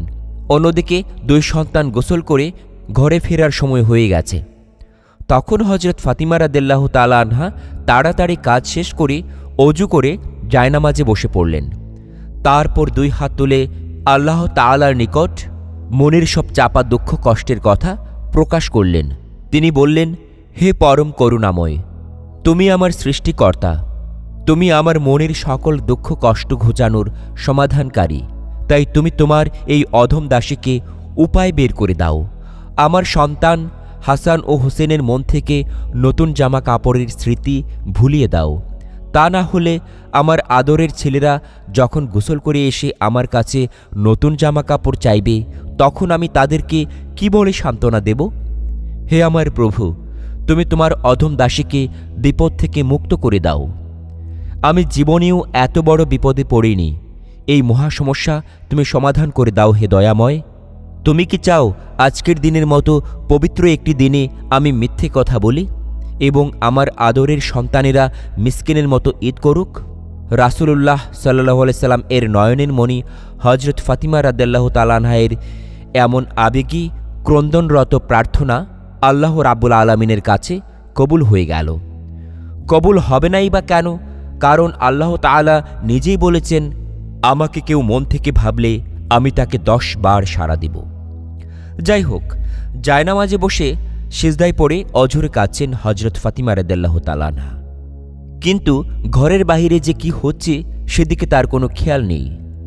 এমন সময় একজন ব্যক্তি দরজার কাছে এসে আওয়াজ করতে শুরু করল, কিন্তু হজরত ফাতিমা রাদিয়াল্লাহু তাআলা আনহা আল্লাহর ধ্যানে মগ্ন। তিনি সেই ব্যক্তির আওয়াজ শুনতেই পাচ্ছেন না। সেই সময় আল্লাহ তাআলা দর্জির বেশে 2টো জামা দিয়ে মা ফাতিমার কাছে পাঠালেন হজরত জিবরাইল আলাইহিস সালামকে। সেই সময় দরজার সামনে টুকটুক শব্দ শুনে মা ফাতিমা রাদিয়াল্লাহু তাআলা আনহা সিজদা থেকে মাথা তুলে বসলেন। তারপর দরজায় দাঁড়ানো সেই ব্যক্তির কাছে আসলেন, এসে 2টি জামা গ্রহণ করলেন। হজরত ফাতিমা রাদিয়াল্লাহু তাআলা আনহা পোশাকগুলো হাতে নিয়ে খুলে ফেললেন। পোশাকগুলো দেখে তিনি অবাক হয়ে গেলেন এবং মনে মনে ভাবলেন, এগুলো তো বেহেশতি পোশাক। তিনি দেখলেন একটি জামার রং ছিল লাল, আর একটি জামার রং নীল। এইবার নবীর কন্যা হজরত ফাতিমা রাদিয়াল্লাহু তাআলা আনহার বুঝতে কোনো বাকি রইল না যে আল্লাহ রাব্বুল আলামিন তার প্রার্থনা কবুল করেছেন এবং তার বার্তাবাহককে দিয়ে এই বেহেশতি পোশাকগুলো পাঠিয়েছেন। হজরত ফাতিমা রাদিয়াল্লাহু তাআলা আনহা তখন সাথে সাথে আবার সিজদায় পড়ে আল্লাহর শুকরিয়া আদায় করলেন। অন্যদিকে দুই ভাই হাসান ও হোসেন রাদিয়াল্লাহু তাআলা আনহু নতুন জামার আশায় গোসল করে এসেছে। তারপর নবীকন্যা হজরত ফাতিমা রাদিয়াল্লাহু তাআলা আনহা নিজেই তাঁর দুই পুত্র হজরত হাসান ও হোসেনকে বেহেশতি পোশাকগুলো পরিয়ে দিলেন। নতুন জামা পরে দুই ভাই হজরত হাসান ও হোসেন রাদিয়াল্লাহু তাআলা আনহু রাসূল সাল্লাল্লাহু আলাইহি সাল্লামের ঘরের দিকে দৌড়াতে লাগলেন। তাঁরা রাসূল সাল্লাল্লাহু আলাইহি সাল্লামকে ডাক দিয়ে বলল, এই দেখো নানা ভাই, এবারের ঈদে আমাদের নতুন জামা। এই জামাগুলো দেখে রাসূলুল্লাহ সাল্লাল্লাহু আলাইহি সাল্লাম কেঁদে উঠলেন, যা পরবর্তী সময়ে হজরত হাসান রাদিয়াল্লাহু তাআলা আনহু এর বিষপানের নীল মৃত্যু ও হোসেন রাদিয়াল্লাহু তাআলা আনহু এর রক্তাক্তভাবে কারবালার ময়দানের শাহাদাতের প্রতি ইঙ্গিত দেয়। এবারে আলোচনা করব হজরত ফাতিমা রাদিয়াল্লাহু তাআলা আনহার মৃত্যুকালীন ঘটনা। একদিন হজরত আলী রাদিয়াল্লাহু তাআলা আনহু ফজরের নামাজ আদায়ের জন্য মসজিদে গেলেন। এদিকে হজরত ফাতিমা রাদিয়াল্লাহু তাআলা আনহার শরীরে অনেক জ্বর। এই জ্বর নিয়েই তিনি ঘরের সমস্ত কাজ করছেন। হজরত আলী রাদিয়াল্লাহু তাআলা আনহু এর নামাজ শেষ হওয়ার পর যখন ঘরে আসলেন, তখন দেখতে পেলেন হজরত ফাতিমা রাদিয়াল্লাহু তাআলা আনহা ঘরের কোণে বসে কান্না করছেন। এই দেখে হজরত আলী রাদিয়াল্লাহু তাআলা আনহু জিজ্ঞাসা করলেন, হে ফাতিমা, তুমি কেন কান্না করছো? হজরত আলী রাদিয়াল্লাহু তাআলা আনহু এর প্রশ্নে কোনো উত্তর না দিয়ে ফাতিমা রাদিয়াল্লাহু তাআলা আনহা আরও জোরে জোরে কান্না করতে লাগলেন। হজরত আলী রাদিয়াল্লাহু তাআলা আনহু কয়েকবার জিজ্ঞাসা করলেন। অতঃপর হজরত ফাতিমা রাদিয়াল্লাহু তাআলা আনহা কান্না করতে করতে বললেন, আমি স্বপ্নে দেখেছি আমার আব্বাজান ঘরের ভেতরে ঢুকে কি যেন তালাশ করছেন। আমি ঘর থেকে বের হয়ে আব্বাজানকে পেছন দিক থেকে ডাকলাম আর বললাম, আব্বাজান, আপনি কি তালাশ করছেন? তখন আব্বাজান আমাকে বললেন, হে ফাতিমা, আমি তোমাকেই তালাশ করছি, তোমাকে আমার সাথে নিয়ে যাওয়ার জন্য। আর তিনি আমাকে আরও বললেন, হে ফাতিমা, আজকে তুমি রোজা রাখবে, তুমি সেহরি খাবে আলীর দস্তরখানায় আর ইফতার করবে আমার দস্তরখানায়। হজরত আলী রাদিয়াল্লাহু তাআলা আনহু হজরত ফাতিমা রাদিয়াল্লাহু তাআলা আনহার মুখ থেকে স্বপ্নের কথা শোনার পর বুঝতে দেরি হল না যে ফাতিমা রাদিয়াল্লাহু তাআলা আনহা ইন্তেকাল করবেন। হজরত আলী রাদিয়াল্লাহু তাআলা আনহু ফাতিমা রাদিয়াল্লাহু তাআলা আনহার কাছে গিয়ে বসলেন আর কান্না করতে লাগলেন। এই সময় হজরত হাসান রাদিয়াল্লাহু তাআলা আনহু ও হজরত হোসেন রাদিয়াল্লাহু তাআলা আনহু ঘরে আসলেন। তারা উভয়ে এসে দেখলেন তাদের আব্বাজান এবং আম্মাজান কান্না করছেন। তখন দুই ভাই তাঁদের কাছে আসলেন, এসে বললেন, হে আম্মাজান, হে আব্বাজান, আপনারা কান্না করছেন কেন? হজরত ফাতিমা রাদিয়াল্লাহু তাআলা আনহা এর একটি অভ্যাস ছিল, যখন হজরত হাসান হোসেন রাদিয়াল্লাহু তাআলা আনহু কোনো কাজে বিরক্ত করতেন, তখন তাদেরকে নানাজানের কবরের কাছে যেতে বলতেন। এই দিনেও তার ব্যতিক্রম হল না। হজরত ফাতিমা রাদিয়াল্লাহু তাআলা আনহা বললেন, তোমরা দুই ভাই এখন তোমাদের নানাজানের কাছে চলে যাও। মায়ের কথা শুনে দুই ভাই দৌড়ে নানাজানের কাছে চলে গেলেন। নানাজানের কবরের কাছে যাওয়ার সঙ্গে সঙ্গেই কবর থেকে আওয়াজ আসলো, হে আমার আদরের নাতিরা, এই সময় তোমরা কেন আমার কাছে এসেছ? আমার কাছে তোমরা সব সময় আসতে পারবে। এখন তোমরা তোমাদের মায়ের কাছে চলে যাও আর তাঁর মুখের দিকে তাকিয়ে থাকো। আজকের পর থেকে তোমরা তোমাদের মাকে দেখতে পাবে না। নানাজানের এই কথাগুলো শোনার পর দুই ভাই কান্না করতে লাগলেন। তখন তারা দৌড়াতে দৌড়াতে মায়ের কাছে ফিরে আসলেন। এসে বললেন, আম্মাজান, আব্বাজান, আপনারা কেন কান্না করছেন আমরা বুঝতেই পারছি। নানাজান আমাদের সেই কথা বলেছেন যে আজকে নাকি তোমার শেষ দিন, আর তোমার মুখের দিকে আমরা যেন তাকিয়ে থাকি। ছেলের মুখ থেকে এই সব কথা শুনে হজরত ফাতিমা রাদিয়াল্লাহু তাআলা আনহা দুই সন্তানকে বুকে জড়িয়ে কান্না করতে লাগলেন। হজরত ফাতিমা রাদিয়াল্লাহু তাআলা আনহা কান্না করছেন, হজরত আলী রাদিয়াল্লাহু তাআলা আনহু কান্না করছেন। আর তাদের সাথে সাথে হজরত হাসান ও হজরত হোসেন রাদিয়াল্লাহু তাআলা আনহুও কান্না করছেন। এমন একটা পরিস্থিতিতে সকলে মিলে একসাথে কান্না করছেন। বিকেলের দিকে হজরত ফাতিমা রাদিয়াল্লাহু তাআলা আনহার শরীর আরও খারাপ হতে লাগল। হজরত ফাতিমা রাদিয়াল্লাহু তাআলা আনহার মৃত্যুর আগ মুহূর্তে হজরত আলীকে 3টি কথা বলেছিলেন, আর তা হল, হে আলী, যেদিন থেকে আমি আপনার ঘরে এসেছি সেই দিন থেকে আজ পর্যন্ত আমি আপনাকে অনেক কষ্ট দিয়েছি। আপনি যদি আমাকে ক্ষমা না করেন তাহলে কিয়ামতের দিনে আব্বাজান হজরত মুহাম্মদ সাল্লাল্লাহু আলাইহি ওয়াসাল্লাম লজ্জিত হবেন। আপনি বলেন আমাকে ক্ষমা করেছেন কিনা। তখন হজরত আলী রাদিয়াল্লাহু তাআলা আনহু বললেন, হে ফাতিমা, তুমি কি বলছো? আমি তো তোমার যোগ্য ছিলাম না। তোমার আব্বাজান দয়া করে মেহেরবান করে তোমাকে আমার সাথে বিয়ে দিয়েছেন। বিয়ের দিন থেকে আজ পর্যন্ত আমি তোমাকে কোনোদিন দুবেলা খাবার দিতে পারিনি। হে ফাতিমা, তুমিই বলো আমাকে ক্ষমা করতে পেরেছো কিনা। তুমি যদি আমাকে ক্ষমা না করো তাহলে আমাকেও কিয়ামতের দিন কঠিন শাস্তি ভোগ করতে হবে। হজরত ফাতিমা রাদিয়াল্লাহু তাআলা আনহা বললেন, হে আলী, আপনার সাথে আমার দ্বিতীয় কথাটি হলো, আমি মারা যাওয়ার পর আপনি আবার বিয়ে করবেন যে মহিলাটিকে আপনার পছন্দ হবে। আপনার পছন্দ মতো আপনি বিয়ে করে নেবেন। আপনাকে আমি অনুমতি দিলাম। আর আমার বাচ্চাদেরকে সপ্তাহে একদিন আপনার কোলে নিয়ে ঘুমাবেন।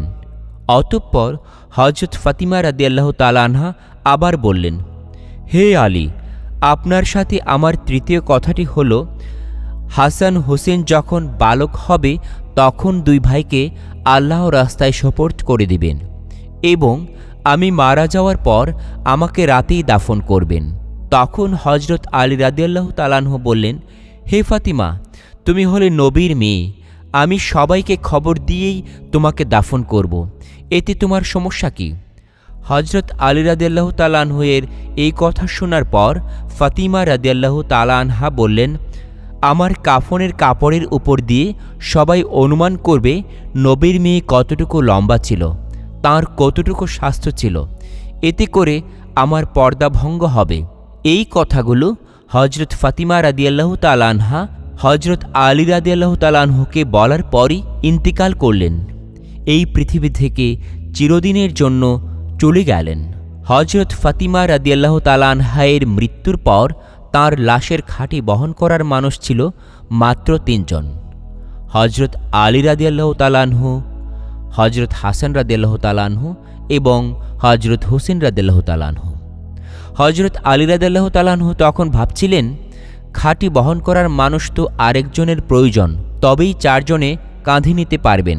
হজরত আলী রাদিয়াল্লাহু তাআলা আনহু যখন এইসব কথা ভাবছিলেন সেই সময় হজরত আবু যর গিফারি রাদিয়াল্লাহু তাআলা আনহু ঘরে এসে উপস্থিত হলেন এবং খাটের এক কোণ বহন করে কবরের কাছে নিয়ে আসলেন। তখন হজরত আলী রাদিয়াল্লাহু তাআলা আনহু হজরত আবু যর গিফারি রাদিয়াল্লাহু তাআলা আনহুকে প্রশ্ন করলেন, হে আবু যর, আমি তো কাউকেই ফাতিমার মৃত্যুর কথা বলিনি, তাহলে আপনি কিভাবে জানলেন? হজরত আবু যর গিফারি রাদিয়াল্লাহু তাআলা আনহু উত্তরে বললেন, আমি আল্লাহর রাসূল হজরত মুহাম্মদ সাল্লাল্লাহু আলাইহি সাল্লামকে স্বপ্নে দেখেছি। তিনিই আমাকে বললেন, হে আবু যর, আমার ফাতিমার লাশ বহন করার জন্য লোকের অভাব, তুমি তাড়াতাড়ি তাদের বাড়িতে চলে যাও। হে আলী, আমাকে তো রাসূল সাল্লাল্লাহু আলাইহি সাল্লাম আসতে বলেছেন। হজরত ফাতিমা রাদিয়াল্লাহু তাআলা আনহাকে যখন কবরে নামানো হলো তখন আবু যর গিফারি রাদিয়াল্লাহু তাআলা আনহু কবরের কাছে গিয়ে কবরকে বললেন, হে কবর, তুই কি জানিস আজ তোর মাঝে কাকে রেখেছি? এটা হলো জান্নাতের সকল মহিলাদের সর্দার হজরত ফাতিমা রাদিয়াল্লাহু তাআলা আনহা। কবর থেকে তখন আওয়াজ আসলো না। তখন হজরত আবু যর গিফারি রাদিয়াল্লাহু তাআলা আনহু আবার কবরকে বললেন, হে কবর, এটা হাসান ও হুসাইনের মা। এবারও কবর থেকে কোনো আওয়াজ আসলো না। তারপর তৃতীয়বার আবু যর গিফারি রাদিয়াল্লাহু তাআলা আনহু বললেন, এটা হলো হজরত আলী রাদিয়াল্লাহু তাআলা আনহুর স্ত্রী। এবারও কবর থেকে কোনো আওয়াজ নেই। তখন তিনি আবার বললেন, এটা দোজাহানের বাদশার মেয়ে। খবরদার কবর, তুই বেয়াদবি করবে না। আল্লাহ তাআলা তখন কবরের জবাবকে খুলে দিলেন। তখন কবর থেকে আওয়াজ আসলো, আমি হলাম অন্ধকার ঘর, সাপ বিচ্ছুর ঘর। আমি এমন এক ঘর যার মধ্যে কোনো বংশ পরিচয় কাজে আসে না। আমি দুজাহানের বাদশার মেয়ে ফাতিমাকে চিনি না। আমি হজরত আলী রাদিয়াল্লাহু তাআলা আনহুর স্ত্রীকে চিনি না। হাসান ও হুসাইনের মাকে চিনি না। জান্নাতের মহিলাদের সর্দারকে চিনি না।